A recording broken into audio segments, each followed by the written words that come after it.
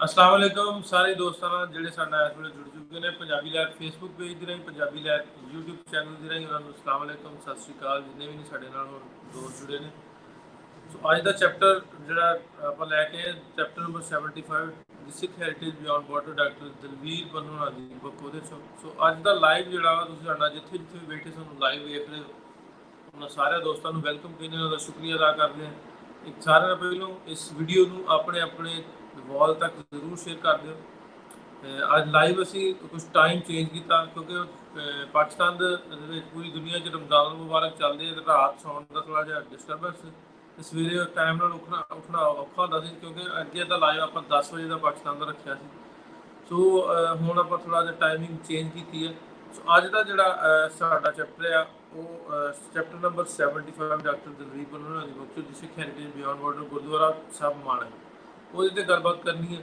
ਸੋ ਬਹੁਤਾ ਟਾਈਮ ਨਾ ਲੈਂਦੇ ਹੋਏ ਮੈਂ ਦਵਾ ਦਵਾਂਗਾ doctor Pannu Sahib welcome thank you so much ਜੀ ਢਿੱਲੋਂ ਸਾਹਿਬ ਫਿਰ ਸਾਨੂੰ ਜਿਹੜਾ ਟਾਈਮ ਦਿੱਤਾ ਪੱਗ ਬੰਨ ਕੇ ਮਾਸ਼ਾਅੱਲਾ ਸੋਹਣੀ ਬੈਠੇ ਡਾਕਟਰ ਭਾਰ ਵਾਹ ਵੱਧ ਗਿਆ ਭਾਰ ਹੁਣ ਵਿਹਲੇ ਬੈਠੇ ਹੁਣ ਤੁਹਾਡੇ ਵਾਂਗੂ ਰੋਜ਼ੇ ਰੱਖੇ ਨਹੀਂ ਜਾਂਦੇ ਕੋਸ਼ਿਸ਼ ਤਾਂ ਕੀਤੀ ਸੀ ਇੱਕ ਦੋ ਦਿਨ ਚਲੋ ਕਿਸੇ ਇਸ ਬਹਾਨੇ ਨਾਲ ਸਾਡਾ ਵੀ ਭਲਾ ਹੋ ਜਾਂਦਾ ਪਰ ਗੱਲ ਬਣੀ ਨਹੀਂ ਹੈ ਡਾਕਟਰ ਸਾਹਿਬ ਅਸੀਂ ਜਿਹੜਾ ਸਿਲਸਿਲਾ ਸ਼ੁਰੂ ਕੀਤਾ ਅੱਗੇ ਅਸੀਂ ਵਿੱਚ ਰੈਂਡਮ ਕਾਲ ਲੈ ਲਈਆਂ ਸੀ ਜਾਂ ਦੋਸਤਾਂ ਨਾਲ ਜਿਹੜੇ ਲਾਈਵ ਜੁੜੇ ਨੇ ਉਹਨਾਂ ਨਾਲ ਗੱਲਬਾਤ ਵੀ ਆਪਾਂ ਕਰ ਲਈ ਜੀ ਆਪਾਂ ਇਹਦੇ ਤੇ ਇਹਨੂੰ ਇੱਕ ਤਾਂ ਆਪਾਂ ਛੋਟਾ ਸ਼ਾਰਟ ਕਰਨ ਦੀ ਟਰਾਈ ਕਰਨੀ ਹੈ ਕਿਉਂਕਿ ਇਨ ਫਿਊਚਰ ਜਦੋਂ ਇਹ ਵੀਡੀਓ ਸਾਡੀ ਚੱਲ ਜਾਣੀ ਪੋਸਟ ਪ੍ਰੋਡਕਸ਼ਨ ਚੱਲ ਜਾਣੀ ਹੈ ਰਿਕਾਰਡ ਹੋ ਜਾਣੀ ਹੈ ਲਾਈਵ ਤੋਂ ਬਾਅਦ ਜੀ ਉਸ ਤੋਂ ਬਾਅਦ ਜਿੰਨੇ ਵੀ ਦੋਸਤ ਹੋਣਗੇ ਜਿਹੜਾ ਇਸ ਚੈਪਟਰ ਦੇ ਹਵਾਲੇ ਨਾਲ ਜਾਣਨਾ ਚਾਹੁੰਦੇ ਹੋਣਗੇ ਉਹਨਾਂ ਦਾ ਇੰਟਰਸਟ ਉਦੋਂ ਹੀ ਬਿਲਡ ਹੋਣਾ ਜਦੋਂ ਉਹ ਉਸ ਟੌਪਿਕ ਦੇ ਹਵਾਲੇ ਨਾਲ ਉਹਨਾਂ ਨੂੰ ਇਨਫੋਰਮੇਸ਼ਨ ਮਿਲੇਗੀ ਬਿਲਕੁਲ ਅਸੀਂ ਟੌਪਿਕ ਨੂੰ ਮੱਦੇਨਜ਼ਰ ਰੱਖਦੇ ਹਾਂ ਉਹਦੇ ਤੇ ਗੱਲ ਕਰਨੀ ਹੈ ਬਾਕੀ ਜਿਹੜੇ ਕਾਲਰ ਨੇ ਉਹਨਾਂ ਤੋਂ ਆਪਾਂ ਐਡਵਾਂਸ ਮਾਦਰਤ ਚਾਹੁੰਦੇ ਹਾਂ ਅਸੀਂ ਨਹੀਂ ਲੈ ਸਕਾਂਗੇ ਕਾਲਰ ਕਿਉਂਕਿ ਇਨ ਫਿਊਚਰ ਆਪਾਂ ਵੇਖਾਂਗੇ ਵੀ ਅੱਗੇ ਆਉਣ ਵਾਲੇ ਟਾਈਮ ਦੇ ਵਿੱਚ ਵੀਡੀਓ ਜਿਹੜੀ ਬੜੀ ਲੰਬੀ ਬੜੇ ਸਾਲਾਂ ਤੱਕ ਕਈ ਸਾਲਾਂ ਤੱਕ ਚੱਲਦੀ ਬਿਲਕੁਲ ਜੀ ਸੋ ਜਿਹੜਾ ਵੀ ਕੱਲ ਨੂੰ ਵੇਖੇ ਉਹਨੂੰ ਇਨਫੋਰਮੇਸ਼ਨ ਮਿਲੇ ਅਸੀਂ ਜਿਹੜੀਆਂ ਆਵਾਗਾਉਣ ਗੱਲਾਂ ਕਰ ਰਹੇ ਨਾਲ ਨਹੀਂ ਆਵਾਗਾਉਣ ਦੀ ਹੈਗਾ ਤਾਂ ਸਾਰੇ ਦੋਸਤਾਂ ਦਾ ਪਿਆਰ ਹੈ ਜਿਹੜੇ ਵਿੱਚ ਵਿੱਚ ਕਾਲ ਕਰਦੇ ਮੈਸੇਜ ਇੰਨੇ ਲੋਕ ਦੋਸਤ ਕਰ ਰਹੇ ਆ ਨਹੀਂ ਅਸੀਂ ਜਿਹੜੀ ਆਪਸ ਵਿੱਚ ਕਰ ਰਹੇ ਹਾਂ ਠੀਕ ਹੈ ਜੀ ਉਹਨੂੰ ਆਪਾਂ ਨੂੰ ਥੋੜਾ ਲਿਮਿਟ ਕਰਦੇ ਹਾਂ ਚਲੋ ਜੀ ਕੰਮ ਦੀ ਗੱਲ ਤੇ ਆਉਣੇ ਹਾਂ ਜਿੰਨੇ ਵੀ ਦੋਸਤ ਸਾਡੇ ਨਾਲ ਲਾਈਵ ਇਸ ਵੇਲੇ ਸਾਨੂੰ ਵੇਖ ਰਹੇ ਨੇ ਉਹਨਾਂ ਨੂੰ ਰਿਕੁਐਸਟ ਜੇ ਤੁਹਾਨੂੰ ਵਧੀਆ ਲੱਗਦੀ ਹੋਵੇ ਸਾਡਾ ਜਿਹੜਾ ਸਿਲਸਿਲਾ ਸ਼ੁਰੂ ਕੀਤਾ ਇੱਕ ਚੈਪਟਰ ਨੂੰ ਲੈ ਕੇ ਆਪਾਂ ਉੱਤੇ ਗੱਲਬਾਤ ਕਰੀ ਦੀ ਇਹਨੂੰ ਸ਼ੇਅਰ ਜ਼ਰੂਰ ਕਰਿਓ ਡਾਕਟਰ ਸਾਹਿਬ ਅੱਜ ਦਾ ਟੌਪਿਕ ਸਾਡਾ ਵਾ chapter number 75 Gurdwara Sahib Manak shrine of Prithi Chand ਇਹ ਦੋ ਨਾਮ ਕਿਉਂ ਹਾਂਜੀ ਭਾਈ ਪ੍ਰਿਥੀ ਹੈ ਜੀ ਚੰਦ ਨਹੀਂ ਭਾਈ ਪ੍ਰਿਥੀ ਦਾ ਨਾਮ ਹੈ ਤੇ ਇਸ ਚੈਪਟਰ ਦੇ ਨਾ ਤੁਸੀਂ ਧਿਆਨ ਨਾਲ ਦੇਖੋ ਕਿਤਾਬ ਦੇ ਵਿੱਚ ਮੈਂ ਆਪਣੇ ਸੌਰੀ ਪ੍ਰਿਥੀ ਮਾਣਕ ਮੈਂ ਉਦੋਂ ਵਾਲਾ ਯਾਦ ਸੀ ਤੁਹਾਨੂੰ ਪਿਛਲਾ ਯਾਦ ਸੀ ਦੱਸ ਆਪਾਂ ਆਪਣੇ ਜਿਹੜੇ ਦੇਖਣ ਵਾਲਿਆਂ ਨੂੰ ਦਿਖਾ ਦਈਏ ਅੱਜ ਜਿਹੜਾ ਚੈਪਟਰ ਹੈ ਇਹਦਾ ਨਾਮ ਗੁਰਦੁਆਰਾ ਸਾਹਿਬ ਮਾਣਕ ਤੇ ਨਾਲ ਸ਼ਰਾਈਨ ਆਫ ਭਾਈ ਪ੍ਰਿਥੀ ਹੈ ਸੋ ਜਿਵੇਂ ਜਿਵੇਂ ਅੱਜ ਆਪਾਂ ਚੈਪਟਰ ਕੰਪਲੀਟ ਕਰਾਂਗੇ ਤੁਹਾਨੂੰ ਉਹਦਾ ਸ਼ਾਇਦ ਮੇਰਾ ਰੀਜ਼ਨ ਸਮਝ ਆਏਗਾ ਕਿ ਮੈਂ ਦੋਨੋਂ ਨਾਮ ਕਿਉਂ ਲਿਖੇ ਹੋਏ ਨੇ ਇਹ ਅਲੱਗ-ਅਲੱਗ ਮੈਂ ਨਾਲ ਪੈਰਾਗ੍ਰਾਫ ਜਿੱਦਾਂ ਲਿਖਿਆ ਸ਼ਰਾਈਨ ਆਫ ਭਾਈ ਪ੍ਰਿਥੀ ਗੁਰਦੁਆਰਾ ਸਾਹਿਬ ਮਾਣਕ ਸੋ ਇਹ ਜਿਹੜੀ ਇਹਦੀ ਮੈਂ ਤੁਹਾਨੂੰ ਤਸਵੀਰਾਂ ਕੁਝ ਦਿਖਾ ਦਵਾਂ ਇਹ ਹੈ ਜੀ ਇਸ ਵੇਲੇ ਦੀ ਇਹਦੀ ਹਾਲਤ ਕਿਸੇ ਵੇਲੇ ਬਹੁਤ ਖੂਬਸੂਰਤ ਇਹ ਗੁਰਦੁਆਰਾ ਸਾਹਿਬ ਸੀ ਇਹਦੇ ਹਾਲੇ ਵੀ ਕੁਛ ਨਾ ਕੁਛ ਇਹਦੇ ਉੱਪਰ ਕੰਧਾਂ ਦੇ ਉੱਪਰ ਜਿਹੜੇ ਫ੍ਰੈਸਕੋ ਸੀਗੇ ਉਹ ਨਜ਼ਰ ਆਉਂਦੇ ਨੇ ਤੁਸੀਂ ਧਿਆਨ ਨਾਲ ਦੇਖੋ ਕਲੋਜ਼ ਅਪ ਤੁਹਾਨੂੰ 10 ਗੁਰੂ ਸਾਹਿਬਾਨ ਦੇ ਜਿਹੜੇ ਫ੍ਰੈਸਕੋਜ਼ ਨੇ ਇਸ ਤਸਵੀਰ ਦੇ ਵਿੱਚ ਨਜ਼ਰ ਆਉਣਗੇ ਇੱਕ ਦੋ ਮੈਂ ਤਸਵੀਰਾਂ ਹੋਰ ਦਿਖਾ ਦਾਂ ਇਹ ਇਸੇ ਗੁਰਦੁਆਰਾ ਦਾ ਦੂਰ ਤੋਂ ਵਿਊ ਹੈਗਾ ਜਿਹਨੂੰ ਅਸੀਂ ਪਿਕਚਰ ਦੇ 2 ਪੇਜ ਤੇ ਕਵਰ ਕਰਨ ਦੀ ਕੋਸ਼ਿਸ਼ ਕੀਤੀ ਹੈ ਇਹ ਕੁਝ ਹੋਰ ਤਸਵੀਰਾਂ ਨੇ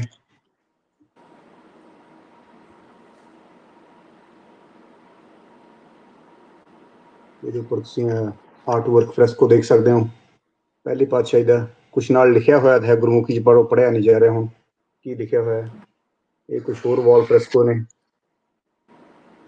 ਮੇਰਾ ਖਿਆਲ ਹੈ ਹਾਂਜੀ ਆ ਇੱਕ ਤਸਵੀਰ ਹੋਰ ਹੈ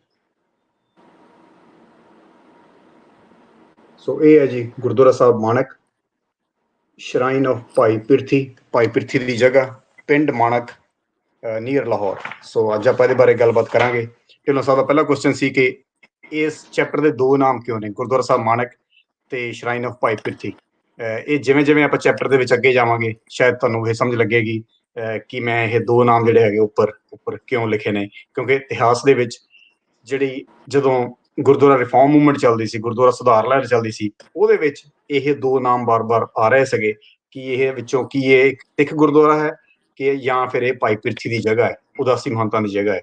ਸੋ ਉਸ ਟਸਲ ਨੂੰ ਲੈ ਕੇ ਇਸ ਕਰਕੇ ਆਪਾਂ ਦਾ ਜਿਹੜੇ ਚੈਪਟਰ ਦੇ ਦੋ ਨਾਮ ਜਿਹੜੇ ਹੈਗੇ ਨੇ ਹਾਲੇ ਵੀ ਦਿੱਤੇ ਨੇ। ਜੀ ਢਿੱਲੋਂ ਸਾਹਿਬ। ਇਸ ਵਜ੍ਹਾ ਤੋਂ ਦੋ ਨਾਮ। ਅੱਛਾ, ਇਹਦੀ ਹਿਸਟਰੀ ਇਸ ਪਿੰਡ ਦੀ ਕੋਈ ਹਿਸਟਰੀ ਵੀ ਹੈ ਉੱਤੇ ਵੀ ਤੁਸੀਂ ਰਿਸਰਚ ਕੀਤੀ ਹੈ ਇੰਨੀ ਲੰਮੀ ਚੌੜੀ? ਹਾਂਜੀ, ਥੋੜਾ ਉੱਚੀ ਬੋਲੋ ਢਿੱਲੋਂ ਸਾਹਿਬ, ਤੁਹਾਡੀ ਆਵਾਜ਼ ਨਹੀਂ ਆਈ। ਡਾਕਟਰ ਸਾਹਿਬ, ਮੈਂ ਕਿਹਾ ਇਸ ਪਿੰਡ ਮਾਣਕ ਪਿੰਡ ਹੈ ਜਿਹੜਾ, ਹਾਂਜੀ, ਕਾਫੀ ਲੰਬੀ ਚੌੜੀ ਤੁਹਾਡੀ ਰਿਸਰਚ ਹੈ, ਇਹਦੀ ਕੋਈ ਹਿਸਟਰੀ? ਹਾਂਜੀ, ਪਿੰਡ ਦੀ ਹਿਸਟਰੀ, ਹਾਂਜੀ, ਇਹ ਪਿੰਡ ਦੀ ਪੁਰਾਤਨ ਹਿਸਟਰੀ ਬਹੁਤ ਹੈਗੀ ਜੀ। ਇਹ ਪਿੰਡ ਦੇ ਵਿੱਚ ਕਿਹਾ ਜਾਂਦਾ ਕਿ ਇਹ ਪਿੰਡ ਅਬਾਊਟ 1470 ਦੇ ਵਿੱਚ ਵਸਾਇਆ ਗਿਆ ਸੀਗਾ। ਇਹ ਉਦੋਂ ਇਹ ਪਿੰਡ ਸ਼ੁਰੂ ਹੋਇਆ ਸੀ ਤੇ ਇੱਕ ਵਾਰੀ ਫਿਰ ਇਹਦੇ ਵਿੱਚ ਆਉਂਦਾ ਹੈ, ਇਸ ਪਿੰਡ ਵਿੱਚ ਨਾ ਕਾਲ ਪਿਆ ਸੀਗਾ 1759 ਦੇ ਵਿੱਚ।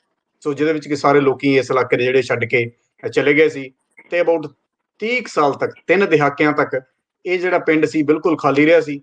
ਤੇ ਮੁੜ ਕੇ ਫਿਰ ਲੋਕੀ ਜਿਹੜੇ ਸੀਗੇ ਆ ਕੇ 3 ਦਹਾਕੇ ਅਬੈਂਡਨ ਕਰਨ ਤੋਂ ਬਾਅਦ ਜਿਹੜੇ ਸੀ ਲੋਕੀ ਦੁਬਾਰਾ ਆ ਗਏ ਸੀ। ਸੋ ਪੁਰਾਣੀਆਂ ਇਤਿਹਾਸ ਦੇ ਵਿੱਚੋਂ 30 ਸਾਲ ਖਾਲੀ ਰਿਹਾ। ਹਾਂਜੀ, 30 ਸਾਲ ਦੇ ਕਰੀਬ ਇੱਥੇ ਇਸ ਪਿੰਡ ਦੇ ਵਿੱਚ ਕੋਈ ਨਹੀਂ ਸੀ ਰਿਹਾ, ਬਿਲਕੁਲ ਪਿੰਡ ਖਾਲੀ ਸੀ। ਇਹ ਮੈਨੂੰ ਕੁਝ ਚੀਜ਼ਾਂ ਇਸ ਪਿੰਡ ਦੇ ਇਤਿਹਾਸ ਬਾਰੇ ਲੱਭੀਆਂ ਨੇ। ਜਿਵੇਂ ਆਪਾਂ ਕੋਸ਼ਿਸ਼ ਕੀਤੀ ਹੈ ਕਿ ਹਰੇਕ ਪਿੰਡ ਜਿੱਥੇ ਵੀ ਪਾਕਿਸਤਾਨ ਦੇ ਵਿੱਚ ਸਿੱਖ ਹੈਰੀਟੇਜ ਹੋਇਆ, ਆਪਾਂ ਉਹਦੀ ਪੁਰਾਤਨ ਹਿਸਟਰੀ ਵੀ ਲੱਭਣ ਦੀ ਕੋਸ਼ਿਸ਼ ਕਰੀਏ। ਇਸ ਪਿੰਡ ਦੀ ਇਹ ਬੜੀ ਇੰਟਰਸਟਿੰਗ ਚੀਜ਼ ਲੱਭੀ ਹੈ। ਇੱਕ ਤਾਂ ਹੈਗਾ ਇਹਦੀ ਜਿਹੜਾ ਬਣਨ ਦਾ ਟਾਈਮ ਹੈਗਾ, ਉਹ ਪਤਾ ਲੱਗਦਾ ਕਿਤਾਬਾਂ 'ਚ 1470 ਤੇ ਮੁੜ ਕੇ 1759 1759 ਦੇ ਵਿੱਚ ਇੱਥੇ ਬਹੁਤ ਜ਼ਬਰਦਸਤ ਕਾਲ ਪਿਆ ਕਰਕੇ ਬਿਲਕੁਲ ਲੋਕੀ ਨੂੰ ਛੱਡ ਕੇ ਚਲੇ ਗਏ ਤੇ 30 ਸਾਲ ਬਿਲਕੁਲ ਇਹ ਅਬੈਂਡਨ। ਖਾਣ ਪੀਣ ਦਾ ਕਾਲ ਪੈ ਗਿਆ। ਹਾਂਜੀ, ਖਾਣ ਪੀਣ ਦਾ ਕਾਲ ਪੈ ਗਿਆ, ਮਤਲਬ ਕੋਈ ਨਾ ਕੋਈ ਸੋਕਾ ਪੈ ਗਿਆ। ਇਸ ਕਰਕੇ ਸੋਕਾ ਪੈ ਗਿਆ ਤੇ ਆਪੇ ਹੀ ਮਤਲਬ ਉੱਥੇ ਆਪਣੇ ਸਾਰੇ ਜੱਟ ਜ਼ਿਮੀਂਦਾਰਾਂ ਜਿਹੜਾ ਕੰਮ ਹੁੰਦਾ ਪੁਰਾਣੇ ਜ਼ਮਾਨੇ 'ਚ, ਇਹ ਹਮੇਸ਼ਾ ਸੋਕੇ ਦੇ ਕਰਕੇ ਹੀ ਜਨਰਲੀ ਹੁੰਦਾ ਸੀ। ਜਿਹੜਾ ਫੈਮਾਈਨ, ਉਹ ਮੀਂਹ ਨਹੀਂ ਪੈਣਾ, ਇਸ ਕਰਕੇ ਜਿਹੜਾ ਹੈਗਾ ਲੋਕਾਂ ਨੇ ਛੱਡ ਕੇ ਅੱਗੇ ਦੀ ਅੱਗੇ ਲੋਕੀ ਮੂਵ ਹੋ ਜਾਂਦੇ ਸੀ। ਜੀ ਢਿੱਲੋਂ ਸਾਹਿਬ। ਇਸ ਪਿੰਡ ਦਾ ਚੈਪਟਰ ਐਡ ਕੀਤਾ ਵਿੱਚ ਆਪਣੇ ਸਿੱਖ ਹੈਰੀਟੇਜ, ਇਹਦਾ ਸਿੱਖ ਹਿਸਟਰੀ ਨਾਲ ਕੀ ਕਨੈਕਸ਼ਨ ਹੈ ਇਸ ਪਿੰਡ ਦਾ? ਹਾਂਜੀ, ਇਹਦਾ ਬਹੁਤ ਵੱਡਾ ਕਨੈਕਸ਼ਨ ਹੈ ਕਿਉਂਕਿ ਜਿਹੜੀ ਗੁਰਦੁਆਰਾ ਸੁਧਾਰ ਲਹਿਰ ਸੀ, ਗੁਰਦੁਆਰਾ ਰਿਫਾਰਮ ਮੂਵਮੈਂਟ, ਜਿਹੜੀ ਕਿ ਸਾਕਾ ਨਨਕਾਣਾ ਤੋਂ ਸ਼ੁਰੂ ਹੁੰਦੀ ਹੈ।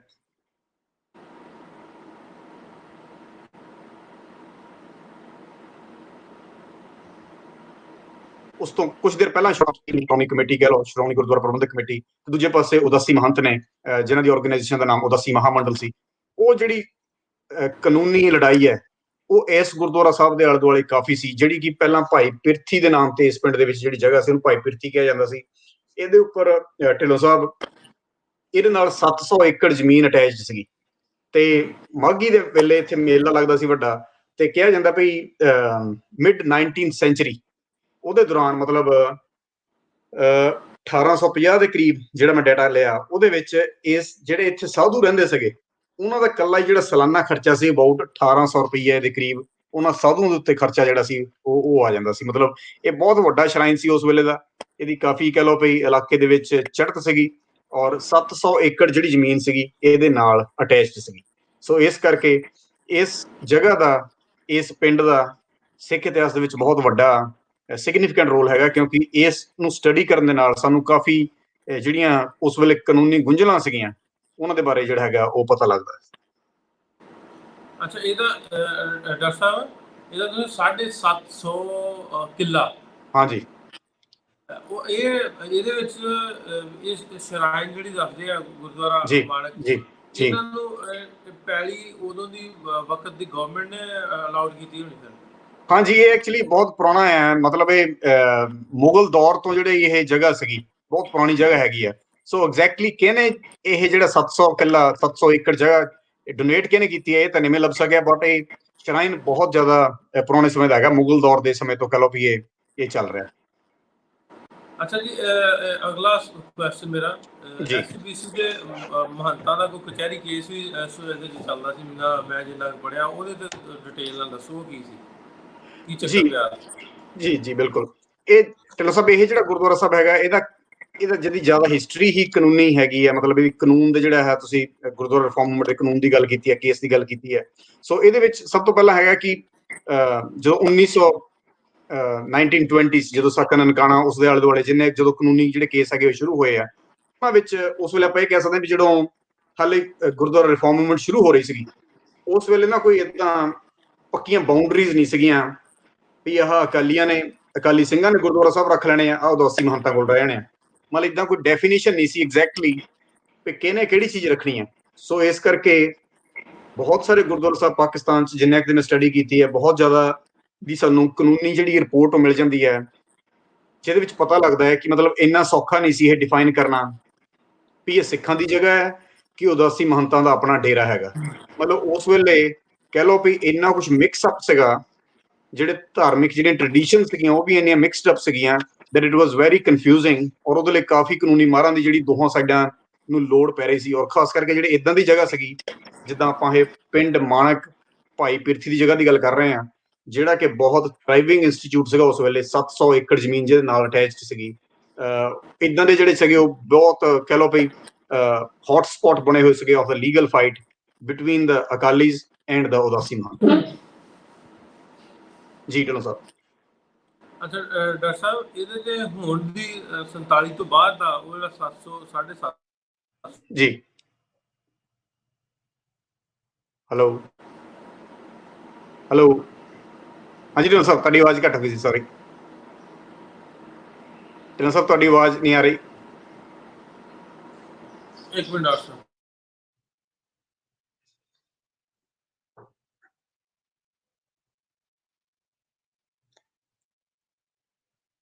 ਮੇਰੇ ਖਿਆਲ ਢਿੱਲੋਂ ਸਾਹਿਬ ਪੁੱਛ ਰਿਹਾ ਕਿ 47 ਤੋਂ ਬਾਅਦ, ਮੈਨੂੰ ਇੰਨਾ ਹੀ ਸੁਣਿਆ। ਸੋ 47 ਤੋਂ ਬਾਅਦ ਢਿੱਲੋਂ ਸਾਹਿਬ, ਇਹ ਜਿੰਨਾ ਚਿਰ ਢਿੱਲੋਂ ਸਾਹਿਬ ਆਪਣਾ ਕੈਮਰਾ ਠੀਕ ਕਰਦੇ ਆ, ਮੈਂ ਦੱਸ ਦਿੰਦਾ ਕਿ 47 ਤੋਂ ਬਾਅਦ ਦੀ ਜਿਹੜੀ ਸਾਨੂੰ ਕਹਾਣੀ ਪਤਾ ਹੈ ਫਿਲਹਾਲ, ਕਿ ਉਹ ਹੁਣ ਇਸ ਵੇਲੇ ਜਿਹੜੀ ਇਹ ਜਗ੍ਹਾ ਹੈ, ਇਹ ਕਹਿ ਲਓ ਜਿੱਦਾਂ ਮੈਂ ਤਸਵੀਰ ਤੁਹਾਨੂੰ ਦੁਬਾਰਾ ਕਿਤਾਬ ਦੇ ਵਿੱਚ ਦਿਖਾ ਦਿੰਦਾ, ਹੁਣ ਤੇ ਆਲਮੋਸਟ ਖਤਮ ਜਿਹੀ ਹੋ ਚੁੱਕੀ ਹੈ। ਇਹ ਜਿਹੜੀ ਬਿਲਡਿੰਗ ਹੈ ਇਸ ਵੇਲੇ ਇਹ ਮਾੜੀ ਹਾਲਤ ਦੇ ਵਿੱਚ ਹੀ ਹੈਗੀ ਹੈ 47 ਤੋਂ ਬਾਅਦ। ਇਹਦੇ ਆਲਮੋਸਟ ਕਹਿ ਲਓ ਵੀ ਅੰਤਿਮ ਸਮਾਂ ਜਿਹੜਾ ਬਿਲਡਿੰਗ ਦੀ ਕੋਈ ਦਾ ਟਾਈਮ ਹੁੰਦਾ ਹਰੇਕ ਸਟਰਕਚਰ ਦਾ, ਉਹ ਬਿਲਕੁਲ ਨੇੜੇ ਆਇਆ ਹੋਇਆ। ਹੁਣ ਮੇਰਾ ਖਿਆਲ ਹੈ ਵੀ ਇਹ ਕੁਝ ਸਾਲਾਂ ਦੀ ਮਹਿਮਾਨ ਹੈਗੀ ਆ ਇਹ ਜਿਹੜੀ ਬਿਲਡਿੰਗ ਹੈਗੀ ਜੀ ਢਿੱਲੋਂ ਸਾਹਿਬ। ਅੱਛਾ, ਕਰੈਕਸ਼ਨ ਦਾ ਪ੍ਰੋਬਲਮ ਆ ਗਿਆ ਸੀ। ਹਾਂਜੀ ਕੋਈ ਨਹੀਂ ਪੁੱਛ ਰਿਹਾ ਸਰ 47 ਦੇ ਵਿੱਚ ਤੋਂ ਬਾਅਦ ਫਿਰ ਪਤਾ ਲੱਗਾ ਉਹ 750 ਏਕੜ ਅਲਾਟ ਹੋ ਗਏ ਲੋਕਾਂ ਨੂੰ, ਜਾਂ ਉਵੇਂ ਹੀ ਨੇ, ਜਾਂ ਗਵਰਨਮੈਂਟ ਦੇ ਕਬਜ਼ੇ ਚਲਾ ਗਿਆ, ਜਿਵੇਂ ਈਟੀਪੀਬੀ ਕੋ ਸ਼ਰਾਈਨਸ ਬੋਰਡ ਕੋ ਚਲੇ ਗਈਆਂ ਪੈਲੀ ਸਾਰੀ।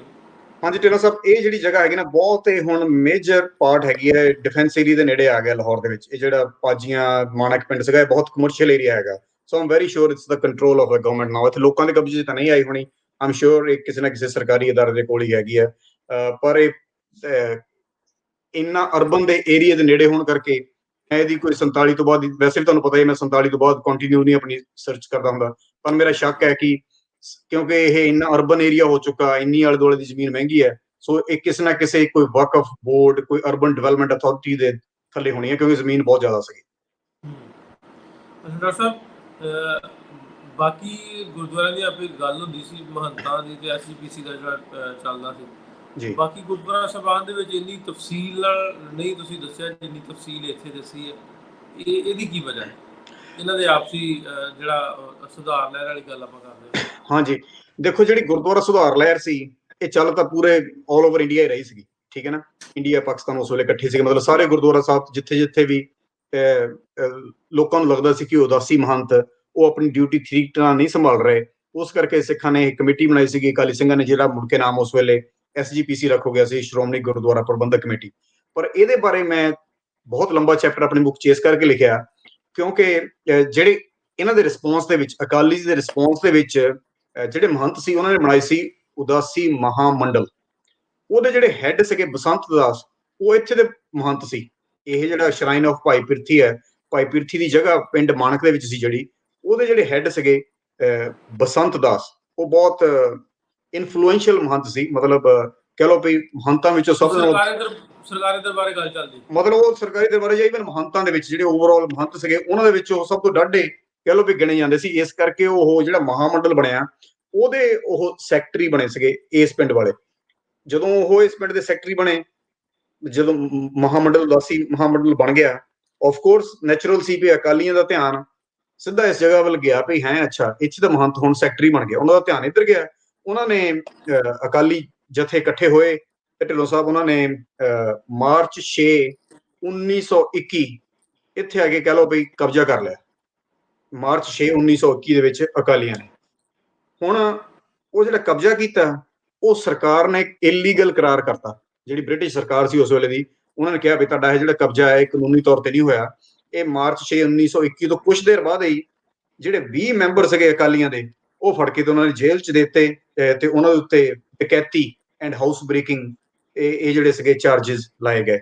ਇਹ ਮੈਂ ਕਿਉਂਕਿ ਇਸ ਚੈਪਟਰ ਦੇ ਲਾਅ ਰਿਪੋਰਟਸ ਬਹੁਤ ਪੜ੍ਹੀਆਂ, ਇਸ ਕਰਕੇ ਮੈਂ ਤੁਹਾਨੂੰ ਕੁਝ ਉਹ ਲੀਗਲ ਅੱਖਰ ਵੀ ਵਿੱਚ ਬੋਲੇ। ਉਹਨਾਂ ਨੇ ਇਹ ਜਿਹੜੇ ਚਾਰजेस ਸੀਗੇ, ਇਹ ਧਾਰਾ ਜਿਹੜੀਆਂ ਸੀਗੀਆਂ, ਇਹ ਲਾ ਕੇ ਤੇ ਇਹਨਾਂ ਨੂੰ ਮਾਰਚ 6 ਨੂੰ ਉਹਨਾਂ ਨੇ ਪੋਜੈਸ਼ਨ ਲਈ ਸੀ ਗੁਰਦੁਆਰਾ ਸਾਹਿਬ ਦੀ, ਤੇ ਸਤੰਬਰ ਦੇ ਵਿੱਚ ਜਿਹੜੇ ਸੀ ਇਹ ਬੰਦੇ ਜੇਲ੍ਹ ਦੇ ਵਿੱਚ 20 ਅਕਾਲੀ ਜਿਹੜੇ ਸੀ ਉਹ ਜੇਲ੍ਹ ਦੇ ਵਿੱਚ ਭੇਜ ਦਿੱਤੇ ਗਏ। ਜੀ ਢਿੱਲੋਂ ਸਾਹਿਬ, ਉਹਨਾਂ ਦੇ ਨਾਮ ਵੀ ਕੋ ਪਤਾ ਜਿਹੜੇ ਅਕਾਲੀ ਜੇਲ੍ਹ 'ਚ ਭੇਜੇ? ਹਾਂਜੀ, ਉਹਨਾਂ ਚੋਂ ਨਾਮ ਸੀਗੇ ਜੀ, ਇੱਕ ਗਿਆਨੀ ਖਜਾਨ ਸਿੰਘ। ਨਾਲੇ ਇਹ ਦੱਸਿਓ, ਇਹ ਲਾਗੇ ਪਿੰਡਾਂ ਦੇ ਸੀ ਜਾਂ ਜਿਹੜੀ ਇਹਨਾਂ ਕਮੇਟੀ ਬਣਾਈ ਸੀ ਉਹਨਾਂ ਦੇ ਆਸੇ-ਪਾਸੇ ਦੂਰੋਂ ਸਾਰੇ ਲੋਕ? ਇਹ ਆਲਮੋਸਟ ਸਾਰੇ ਲਾਹੌਰ ਜ਼ਿਲ੍ਹੇ ਦੇ ਹੀ ਸੀਗੇ। ਮਤਲਬ ਹੁਣ ਜ਼ਿਆਦਾਤਰ ਪਿੰਡ ਪਾਕਿਸਤਾਨ ਦੇ ਹੀ ਹੈਗੇ ਆ। ਮੈਂ ਇਹਨਾਂ ਦੇ ਬਾਰੇ ਕਾਫੀ ਸਟੱਡੀ ਕੀਤੀ, ਕਿਉਂਕਿ ਜਿੱਦਣ ਆਪਾਂ ਅਗਲੀ ਵਾਰੀ ਗੁਰਦੁਆਰਾ ਪਾਤਸ਼ਾਹੀ ਛੇਵੀਂ ਚੌਮਾਲਾ ਮੁਹੱਲਾ ਹੈਗਾ ਲਾਹੌਰ ਦੇ ਵਿੱਚ, ਤੁਸੀਂ ਉੱਥੇ ਗਏ ਵੀ ਹੋ। ਗਲੀ ਜਿਹਦੇ ਵਿੱਚ ਬਹੁਤ ਛੋਟੇ ਜਿਹੇ ਜਗ੍ਹਾ ਹੈਗੀ ਜਿੱਥੇ ਲੋਕੀ ਦੀਵੇ ਬਾਲਦੇ ਹਲੇ ਵੀ, ਉੱਥੇ ਵੀ ਸੇਮ ਕੇਸ ਚੱਲ ਰਿਹਾ ਸੀਗਾ। ਸੋ ਗੁਰਦੁਆਰਾ ਪਾਤਸ਼ਾਹੀ ਛੇਵੀਂ ਜਿਹੜਾ ਚੌਮਾਲਾ ਮੁਹੱਲਾ ਤੇ ਇਹ ਸਾਰੇ ਗੁਰਦੁਆਰਿਆਂ ਦੇ ਉੱਪਰ ਕਹਿ ਲਓ ਵੀ ਚਾਬੀਆਂ ਦੇ ਮੋਰਚੇ ਵਾਂਗੂ ਲੱਗੇ ਹੋਏ ਸੀ ਵੀ ਇਹਨਾਂ ਦਾ ਪੋਜੈਸ਼ਨ ਲੈਣਾ ਹੈ। ਇਸ ਕਰਕੇ ਲੋਕਾਂ ਨੇ ਲੀਗਲ ਜਿਹੜੇ ਸੀ ਉਹ ਰੂਟ ਅਖਤਿਆਰ ਕੀਤੇ ਹੋਏ ਸੀ, ਤੇ ਸਰਕਾਰ ਨੇ ਚੱਕ ਇਹ ਜਿਹੜੇ ਅਕਾਲੀ ਸਿੰਘ ਸੀ ਇਹਨਾਂ ਨੂੰ ਜੇਲ੍ਹ 'ਚ ਭਰਤੀ ਕਰ ਰਹੀ ਸੀ। ਸੋ ਇਹਦੇ ਵਿੱਚੋਂ ਕੁਝ ਨਾਮ ਜਿਹੜੇ ਮੈਨੂੰ ਯਾਦ ਨੇ, ਵੈਸੇ ਉਸ ਚੈਪਟਰ ਦੇ ਵਿੱਚ ਮੈਂ ਉਹਦੀ ਡਿਟੇਲ ਲਿਖੀ ਹੋਈ ਹੈ, ਕਿਉਂਕਿ ਸਾਰੇ ਜੇਲ੍ਹ ਦੇ ਵਿੱਚ ਜਾ ਕੇ ਇਕੱਠੇ ਹੋ ਗਏ ਸੀਗੇ। ਇਹਨਾਂ ਵਿੱਚੋਂ ਸੀਗੇ ਇੱਕ ਖਜਾਨ ਸਿੰਘ, ਉਜਾਗਰ ਸਿੰਘ ਵਕੀਲ ਤੇ ਲਾਲ ਸਿੰਘ। ਇਹ ਕੁਝ ਨਾਮ ਮੈਨੂੰ ਜਿਹੜੇ ਯਾਦ ਨੇ, ਜਿਹੜੇ ਕਿ ਇਸ ਗੁਰਦੁਆਰਾ ਸਾਹਿਬ ਦੇ ਨਾਲ ਗੁਰਦੁਆਰਾ ਮਾਣਕ ਦੇ ਵਿੱਚ ਜਿਹੜੇ 20 ਜਾਣੇ ਸੀ ਜਿਨ੍ਹਾਂ ਨੂੰ ਜੇਲ੍ਹ ਹੋਈ ਸੀ, ਉਹਨਾਂ ਵਿੱਚੋਂ 3 ਦੇ ਜਿਹੜੇ ਹੈਗੇ ਮੈਂ ਨਾਮ ਤੁਹਾਨੂੰ ਦੱਸੇ ਨੇ। ਜੀ ਢਿੱਲੋਂ ਸਾਹਿਬ। ਅੱਛਾ ਡਾਕਟਰ ਸਾਹਿਬ, ਇਹ ਕਿੰਨੀ ਦੇਰ ਚੱਲਿਆ ਫਿਰ ਇਹਨਾਂ ਦਾ, ਜਦੋਂ ਜੇਲ੍ਹ ਜਿਹੜੇ ਕੇਸ ਕਿੰਨੀ ਦੇਰ ਚੱਲਿਆ, ਫੈਸਲਾ ਕਦੋਂ ਹੋਇਆ? ਇਹ ਕੇਸ ਤਾਂ ਬਹੁਤ ਲੰਬਾ ਚੱਲਿਆ, ਪਰ ਜਿਹੜੀ ਪਹਿਲੀ ਸੁਣਵਾਈ ਸੀਗੀ, ਮਤਲਬ ਹੁਣ ਜਦੋਂ ਫਿਰ ਸਤੰਬਰ ਦੇ ਵਿੱਚ ਸਤੰਬਰ 1921 ਦੇ ਵਿੱਚ ਇਹ 20 ਜਿਹੜੇ ਸੀਗੇ ਅਕਾਲੀ ਐਕਟਿਵਿਸਟ, ਇਹਨਾਂ ਨੂੰ ਜੇਲ੍ਹ ਹੋ ਗਈ। ਉਸ ਤੋਂ ਬਾਅਦ ਇਹਨਾਂ ਨੇ ਦਸੰਬਰ 1 ਮਤਲਬ 2-3 ਮਹੀਨਿਆਂ ਬਾਅਦ ਇਹਨਾਂ ਨੇ ਕੇਸ ਫਾਈਲ ਕਰ ਦਿੱਤਾ ਵੀ ਜਿਹੜਾ ਮਹੰਤ ਹੈ ਉਹਨੂੰ ਆਪਣੇ ਆਫਿਸ ਤੋਂ ਕੱਢਿਆ ਜਾਵੇ, ਕਿਉਂਕਿ ਇਹ ਜਿਹੜਾ ਸ਼ਰਾਈਨ ਹੈ, ਇਹ ਜਿਹੜੀ ਜਗ੍ਹਾ ਹੈ, ਇਹ ਸਿੱਖਾਂ ਦੀ ਜਗ੍ਹਾ ਹੈਗੀ, ਇਹਦਾ ਉਦਾਸੀਆਂ ਦੇ ਨਾਲ ਕੋਈ ਨਹੀਂ ਹੈਗਾ। ਸੋ ਇਹਨਾਂ ਨੇ ਆਪਣਾ ਵਕੀਲ ਪੇਸ਼ ਕੀਤੇ, ਪਰ ਜਿਹੜੇ ਸੀਗੇ ਮਹੰਤ, ਉਹਨਾਂ ਨੇ ਆਪਣੇ ਵਕੀਲ ਪੇਸ਼ ਕੀਤੇ। ਉਹਨਾਂ ਨੇ ਕਿਹਾ ਵੀ ਨਹੀਂ, ਇਸ ਜਗ੍ਹਾ ਦਾ ਸਿੱਖਾਂ ਦੇ ਨਾਲ ਕੋਈ ਜਗ੍ਹਾ ਨਹੀਂ ਹੈਗਾ, ਇਹ ਸਾਡੀ ਆਪਣੀ ਮਤਲਬ ਕਹਿ ਲਓ ਵੀ ਭਾਈ ਪਿਰਥੀ ਉਦਾਸੀ ਮਹੰਤ ਸੀ, ਉਹਦੀ ਜਗ੍ਹਾ ਹੈਗੀ ਹੈ।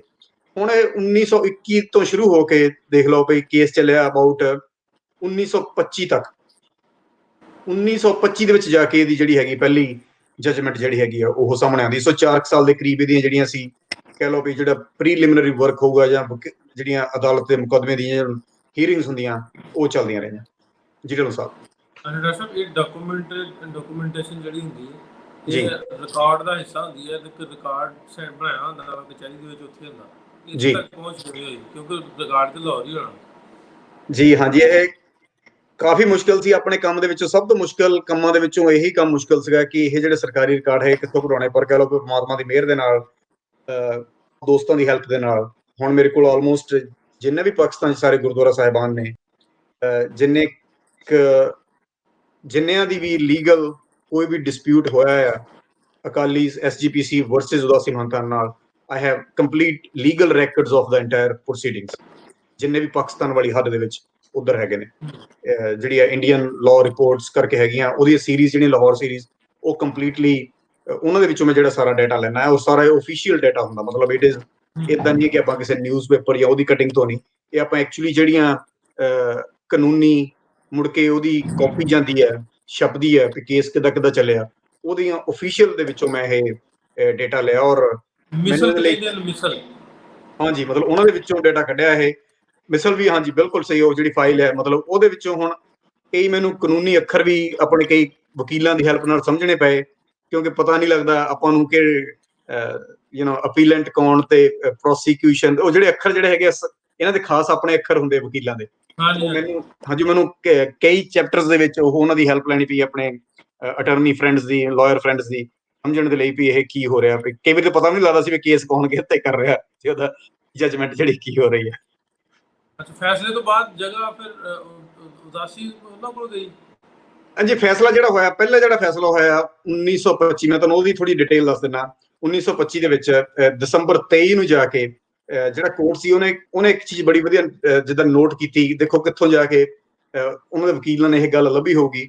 ਉਹ ਕਹਿੰਦੇ ਵੀ ਭਾਈ ਜਿਹੜੇ ਭਾਈ ਪਿਰਥੀ ਦੇ ਜਿਹੜੇ ਚੇਲੇ ਸੀਗੇ ਜਾਂ ਭਾਈ ਪਿਰਥੀ ਨੂੰ ਮੰਨਣ ਵਾਲੇ ਜਿਹੜੇ ਲੋਕ ਸੀ, ਉਹਨਾਂ 'ਚ ਉਹਨਾਂ ਨੇ ਦੋ ਨਾਂ ਲੱਭੇ, ਦੋ ਭਰਾ ਸੀਗੇ, ਜਸਪਤ ਰਾਏ ਤੇ ਲਖਪਤ ਰਾਏ। ਹੁਣ ਆਪਣੇ ਜਿਹੜੇ ਸਿੱਖ ਆਡੀਅנס ਸੁਣ ਰਹੇ ਆ, ਉਹਨਾਂ ਨੇ ਸ਼ੋਰਲੀ ਇਹ ਨਾਮ ਸੁਣੇ ਹੋਣਗੇ, ਜਸਪਤ ਰਾਏ ਤੇ ਲਖਪਤ ਰਾਏ। ਉਹ ਮੁਗਲ ਦਰਬਾਰ ਦੇ ਵਿੱਚ ਬੜੀ ਉਹਨਾਂ ਦੀ ਹਾਈ ਪੋਸਟ ਸੀਗੀ। ਤੇ ਜਦੋਂ ਐਮਨਾਬਾਦ ਝਗੜਾ ਹੋਇਆ ਸੀ, ਉਦੋਂ ਸਿੱਖਾਂ ਨੇ ਜਸਪਤ ਰਾਏ ਦਾ ਕਤਲ ਕੀਤਾ ਸੀ। ਤੇ ਮੁੜ ਕੇ ਜਿਹੜਾ ਉਹਦਾ ਬ੍ਰਦਰ ਸੀ ਜਸਪਤ ਰਾਏ ਨੂੰ ਮਾਰਿਆ ਗਿਆ ਸੀ ਐਮਨਾਬਾਦ। ਤੇ ਜਿਹੜਾ ਸੀ ਉਹਦਾ ਬ੍ਰਦਰ ਲਖਪਤ ਰਾਏ, ਉਹਨੇ ਸਹੁੰ ਚੱਕੀ ਸੀ ਕਿ ਮੈਂ ਜਦ ਤੱਕ 10,000 ਸਿੰਘਾਂ ਨੂੰ ਮਾਰ ਨਹੀਂ ਦਊਂਗਾ, ਤਦ ਤੱਕ ਮੈਂ ਹੈਗਾ ਵੀ ਮੈਂ ਆਪਣੇ ਸਿਰ ਤੇ ਪੱਗ ਨਹੀਂ ਰੱਖੂੰਗਾ। ਸੋ ਇਸ ਕਰਕੇ ਸਿੱਖਾਂ ਨੇ ਮੁੜ ਕੇ ਜਿਹੜਾ ਲਖਪਤ ਰਾਏ ਸੀ ਦੂਜਾ ਭਰਾ, ਉਹਨੂੰ ਵੀ 1746 ਦੇ ਵਿੱਚ ਜਿਹੜਾ ਸੀ ਉਹ ਮਾਰ ਦਿੱਤਾ ਸੀ। ਸੋ ਦੋਨੋਂ ਬ੍ਰਦਰ ਜਸਪਤ ਰਾਏ ਤੇ ਲਖਪਤ ਰਾਏ, ਜਿਹੜੇ ਕਿ ਸਿੱਖ ਇਤਿਹਾਸ ਦੇ ਵਿੱਚ ਕਾਫੀ ਵੱਡੇ ਵਿਲਨ ਦੇ ਤੌਰ ਤੇ ਦੇਖੇ ਜਾਂਦੇ ਆ, ਉਹਨਾਂ ਦੋਹਾਂ ਨੂੰ ਮਾਰਨ ਵਾਲੇ ਜਿਹੜੇ ਸਿੱਖ ਸੀਗੇ। ਹੁਣ ਇਹ ਜਿਹੜੇ ਦੋਨੋਂ ਵੱਡੇ ਇੰਨੇ ਬੰਦੇ ਸੀਗੇ ਜਿਹੜੇ ਮਤਲਬ ਇਸ ਇੰਨੀ ਹਾਈ ਪੋਸਟ ਤੇ ਸੀ, ਇਹ ਭਾਈ ਪਿਰਥੀ ਦੀ ਜਿਹੜੇ ਫੋਲੋਅਰਸ ਆ ਉਹਨਾਂ ਦੇ ਵਿੱਚੋਂ ਆਉਂਦੇ ਸੀ, ਕਿਉਂਕਿ 1753 ਦੀ ਇੱਕ ਮੈਨੂੰ ਮਿਲੀ ਹੈ ਰਿਪੋਰਟ, ਜਿਹਦੇ ਵਿੱਚ ਕਿ ਜਿਹੜੀ ਇਹ ਜਗ੍ਹਾ ਸੀਗੀ ਭਾਈ ਪਿਰਥੀ ਦੀ ਜਗ੍ਹਾ, ਉੱਥੇ ਬਹੁਤ ਵੱਡੀ ਇੱਕ ਗ੍ਰਾਂਟ ਦਿੱਤੀ ਸੀ ਦੀਵਾਨ ਲਖਪਤ ਰਾਏ ਨੇ, ਜਿਸ ਤੋਂ ਪਤਾ ਲੱਗਦਾ ਕਿ ਮਤਲਬ ਇਹ ਉਹਨਾਂ ਦੇ ਮੰਨਣ ਵਾਲਿਆਂ ਚੋਂ ਸੀ। ਇਸ ਕਰਕੇ ਕੋਰਟ ਨੇ ਵੀ ਉਹਦੇ ਬੇਸ ਤੇ ਇਹ ਫੈਸਲਾ ਕੀਤਾ ਵੀ ਜੇ ਲਖਪਤ ਰਾਏ ਔਰ ਜਸਪਤ ਰਾਏ ਇਹਨਾਂ ਦੇ ਫੋਲੋਅਰ ਸੀਗੇ, ਤੇ ਉਹ ਕਦੀ ਵੀ ਕਹਿ ਲਓ ਵੀ ਜਿਹੜੇ ਗੁਰੂ ਗੋਬਿੰਦ ਸਿੰਘ ਜੀ ਦੇ ਫੋਲੋਅਰ ਹੈ, ਦੂਜੇ ਪਾਸੇ ਜਿਹੜੇ ਗੁਰੂ ਗੋਬਿੰਦ ਸਿੰਘ ਜੀ ਦੇ ਫੋਲੋਅਰਸ ਆ, ਉਹਨਾਂ ਨੂੰ ਉਹ ਇੰਨਾ ਮਤਲਬ ਬੇਦਰਦੀ ਨਾਲ ਮਾਰ ਨਹੀਂ ਸੀ ਸਕਦੇ ਜੇ ਇਹ ਸਾਰੇ ਇਕੱਠੇ ਹੁੰਦੇ। ਕਿਉਂਕਿ ਉਹਨਾਂ ਨੇ, ਕੋਰਟ ਨੇ ਵੀ ਨੋਟ ਕੀਤਾ ਵੀ ਕਿੱਦਾਂ ਲਖਪਤ ਰਾਏ ਨੇ ਸਿੰਘਾਂ ਨੂੰ ਸ਼ਹੀਦ ਕੀਤਾ, ਤੇ ਪਹਿਲਾਂ ਮੁੜ ਕੇ ਜਸਪਤ ਰਾਏ ਨੇ ਵੀ ਉੱਥੇ ਐਮਨਾਬਾਦ 'ਚ ਜਦੋਂ ਲੜਾਈ ਹੋਈ ਉਦੋਂ ਸਿੰਘਾਂ ਨੂੰ ਸ਼ਹੀਦ ਕੀਤਾ। ਸੋ ਕੋਰਟ ਨੇ ਇਹ ਚੀਜ਼ ਦਾ ਪੁਆਇੰਟ ਲਿਆ ਵੀ ਕਿਉਂਕਿ ਜਸਪਤ ਰਾਏ ਔਰ ਲਖਪਤ ਰਾਏ ਇਹ ਭਾਈ ਪਿਰਥੀ ਦੇ ਫੋਲੋਅਰਸ ਦੇ ਵਿੱਚੋਂ ਹੈਗੇ ਆ, ਇਸ ਕਰਕੇ ਇਹ ਗੱਲ ਬਣਦੀ ਨਹੀਂ ਵੀ ਇਹ ਸਿੱਖਾਂ ਦੀ ਜਗ੍ਹਾ ਹੈਗੀ ਆ, ਕਿਉਂਕਿ ਗੁਰੂ ਗੋਬਿੰਦ ਸਿੰਘ ਜੀ ਦੇ ਜਿਹੜੇ ਸਿੱਖ ਆ ਉਹਨਾਂ ਨੂੰ ਜਸਪਤ ਰਾਏ ਜਾਂ ਲਖਪਤ ਰਾਏ ਸੀ ਇੰਨੇ ਜਿਹੜੇ ਸੀ ਬੇਰਹਿਮੀ ਦੇ ਨਾਲ ਮਾਰ ਨਹੀਂ ਸਕਦੇ। ਨਾਲੇ ਜੱਜ ਨੇ ਢਿੱਲੋਂ ਸਾਹਿਬ ਇੱਕ ਗੱਲ ਹੋਰ ਵੀ ਬੜੀ ਨੋਟ ਕੀਤੀ, ਉਹ ਕਹਿੰਦੇ ਵੀ ਇਹਦੇ ਅੰਦਰ ਜਿਹੜੀ ਇਹ ਜਗ੍ਹਾ ਹੈਗੀ, ਇਹਦੇ ਅੰਦਰ ਸਮਾਧਾਂ ਵੀ ਹੈਗੀਆਂ, ਤੇ ਨਾਲੇ ਇੱਥੇ ਵੇਦ ਪੁਰਾਣ ਤੇ ਸ਼ਸਤਰ ਇਦਾਂ ਦੀਆਂ ਚੀਜ਼ਾਂ ਵੀ ਪਈਆਂ, ਵੀ ਇਹ ਜਿਹੜੀ ਚੀਜ਼ਾਂ ਹੈਗੀਆਂ ਸਾਰੀਆਂ ਹਿੰਦੂ ਗੋਡਸ ਐਂਡ ਗੋਡਿਸ ਵਿੱਚ ਆਉਂਦੀਆਂ। ਤੇ ਨਾਲ ਈਵਨ ਉਹਨਾਂ ਨੇ ਕਿਹਾ ਵੀ ਠਾਕਰ ਪਏ ਆ ਨੇੜੇ ਲੱਕੜ ਦੇ ਸਟੂਲ ਦੇ ਉੱਪਰ। ਇਹ ਜਿਹੜੀਆਂ ਸਾਰੀਆਂ ਚੀਜ਼ਾਂ ਨੂੰ ਨੋਟ ਕਰਨ ਤੋਂ ਬਾਅਦ ਜਿਹੜਾ ਜੱਜ ਸੀ ਉਹਨੇ ਉਦਾਸੀ ਮਹੰਤਾਂ ਦੇ ਹੱਕ ਦੇ ਵਿੱਚ ਫੈਸਲਾ ਕੀਤਾ। ਉਹਨਾਂ ਨੇ ਇਹ ਵੀ ਕਿਹਾ ਵੀ ਜਿਹੜਾ ਭਾਈ ਫੇਰੂ ਦਾ ਗੁਰਦੁਆਰਾ, ਜਿਹਦੇ ਬਾਰੇ ਆਪਾਂ ਅੱਗੇ ਇੱਕ ਦਿਨ ਗੱਲ ਕੀਤੀ ਸੀ, ਭਾਈ ਫੇਰੂ ਸੰਗਤੀਆ, ਜਿਹੜਾ ਮੀਆਂ ਕੇ ਮੋੜ ਪਿੰਡ ਦਾ ਨਾਮ ਸੀ, ਉਹ ਹੁਣ ਨਾਮ ਫੂਲ ਨਗਰ ਹੈਗਾ, ਉਹਦੀ ਸਮਾਧ ਵੀ ਈਵਨ ਇਨਫੈਕਟ ਇੱਥੇ ਭਾਈ ਪਿਰਥੀ ਦੀ ਜਗ੍ਹਾ ਦੇ ਵਿੱਚ ਗੁਰਦੁਆਰਾ ਸਾਹਿਬ ਮਾਨਕ, ਜਿਹਦੇ ਬਾਰੇ ਆਪਾਂ ਅੱਜ ਗੱਲ ਕਰ ਰਹੇ ਹਾਂ, ਭਾਈ ਫੇਰੂ ਦੀ ਸਮਾਧ ਵੀ ਇੱਥੇ ਸੀਗੀ। ਸੋ ਜਿਹੜਾ ਜੱਜ ਸੀ ਉਹਨੇ ਇਹ ਫੈਸਲਾ ਕੀਤਾ ਵੀ ਇੱਥੇ ਇੰਨੀਆਂ ਸਮਾਧਾਂ ਆ, ਇਹਦੇ ਅੰਦਰ ਹਿੰਦੂ ਦੇਵੀ ਦੇਵਤਿਆਂ ਦੀਆਂ ਫੋਟੋਆਂ ਆ, ਠਾਕਰ ਇੱਥੇ ਵੁਡਨ ਸਟੂਲ ਦੇ ਉੱਪਰ ਪਿਆ ਹੈ, ਤੇ ਭਾਵੇਂ ਸ਼੍ਰੀ ਗੁਰੂ ਗ੍ਰੰਥ ਸਾਹਿਬ ਜੀ ਦੀ ਬੀੜ ਵੀ ਹੈਗੀ ਹੈ, ਪਰ ਤਾਂ ਵੀ ਨਾਲੇ ਆਲੇ ਦੁਆਲੇ ਇੰਨੀਆਂ ਚੀਜ਼ਾਂ ਹੈਗੀਆਂ ਵੀ ਇਹ ਸਿੱਖ ਗੁਰਦੁਆਰਾ ਲੱਗਦਾ ਨਹੀਂ। ਔਰ ਪਲੱਸ ਜਦੋਂ ਦੇ ਇਹ ਜਸਪਤ ਰਾਏ ਤੇ ਲਖਪਤ ਰਾਏ ਦੀ ਗੱਲ ਸਟੋਰੀ ਜੱਜ ਨੂੰ ਪਤਾ ਲੱਗੀ, ਸੋ ਦ ਜੱਜ ਨੇ 1925 ਦੇ ਵਿੱਚ ਜਿਹੜਾ ਪਹਿਲਾ ਫੈਸਲਾ ਦਿੱਤਾ 1925 ਦਸੰਬਰ 23 ਨੂੰ, that was the decision made in the favor of ਉਦਾਸੀ ਮਹੰਤ, ਮਤਲਬ ਉਦਾਸੀ ਮਹੰਤਾਂ ਦੇ ਫੇਵਰ ਦੇ ਫੈਸਲਾ ਗਿਆ ਵੀ ਇਹ ਉਦਾਸੀ ਮਹੰਤਾਂ ਦੇ ਕੋਲ ਜਗ੍ਹਾ ਚਾਹੀਦੀ ਹੈ, ਇਹ ਸਿੱਖਾਂ ਦੇ ਨਾਲ ਜਿਹੜੀ ਹੈਗੀ ਇਹਦੀ ਕਨੈਕਸ਼ਨ ਇਹਨਾਂ ਜਿਹੜਾ ਹੈਗਾ ਉਹ ਬਣਦਾ ਨਹੀਂ ਹੈ। ਜੀ ਢਿੱਲੋਂ ਸਾਹਿਬ ਤੇ ਸਕਰੀਨ ਟੈਸਟ ਕਰਿਓ ਆਪਣੇ ਤੇ, ਮੈਂ ਜਰਾ ਫਿਕਸ ਕਰ ਲਾਂ, ਕੋਈ ਤੁਸੀਂ ਕਮੈਂਟ ਜ਼ਰੂਰ ਪੜਿਓ। ਠੀਕ ਹੈ ਜੀ, ਮੈਂ ਸਾਰੇ ਦੋਸਤਾਂ ਨੂੰ ਇਨ ਦਾ ਮੀਨ ਟਾਈਮ ਬੇਨਤੀ ਕਰਦਾ, ਜਿੰਨੇ ਵੀ ਤੁਸੀਂ ਸੁਣ ਰਹੇ ਹੋ, ਇਹ ਅੱਜ ਦਾ ਟੌਪਿਕ ਬੜਾ ਇੰਟਰਸਟਿੰਗ ਹੈ, ਔਰ ਕਿਉਂਕਿ ਇਹ 'ਚ ਕਾਨੂੰਨੀ ਕਈ ਟਰਮਸ ਵੀ ਹੈਗੀਆਂ, ਬੋਲਦੇ ਆ ਮੇਰੇ ਕੋਲੋਂ ਕੋਈ ਕਾਨੂੰਨੀ ਵਰਡ ਗਲਤ ਬੋਲਿਆ ਗਿਆ ਹੋਵੇ ਤਾਂ ਮੈਨੂੰ ਜ਼ਰੂਰ ਪਲੀਜ਼ ਇਨਫੋਰਮ ਕਰਿਓ, ਲੇਟਰ ਔਨ ਈਮੇਲ ਕਰ ਦਿਓ।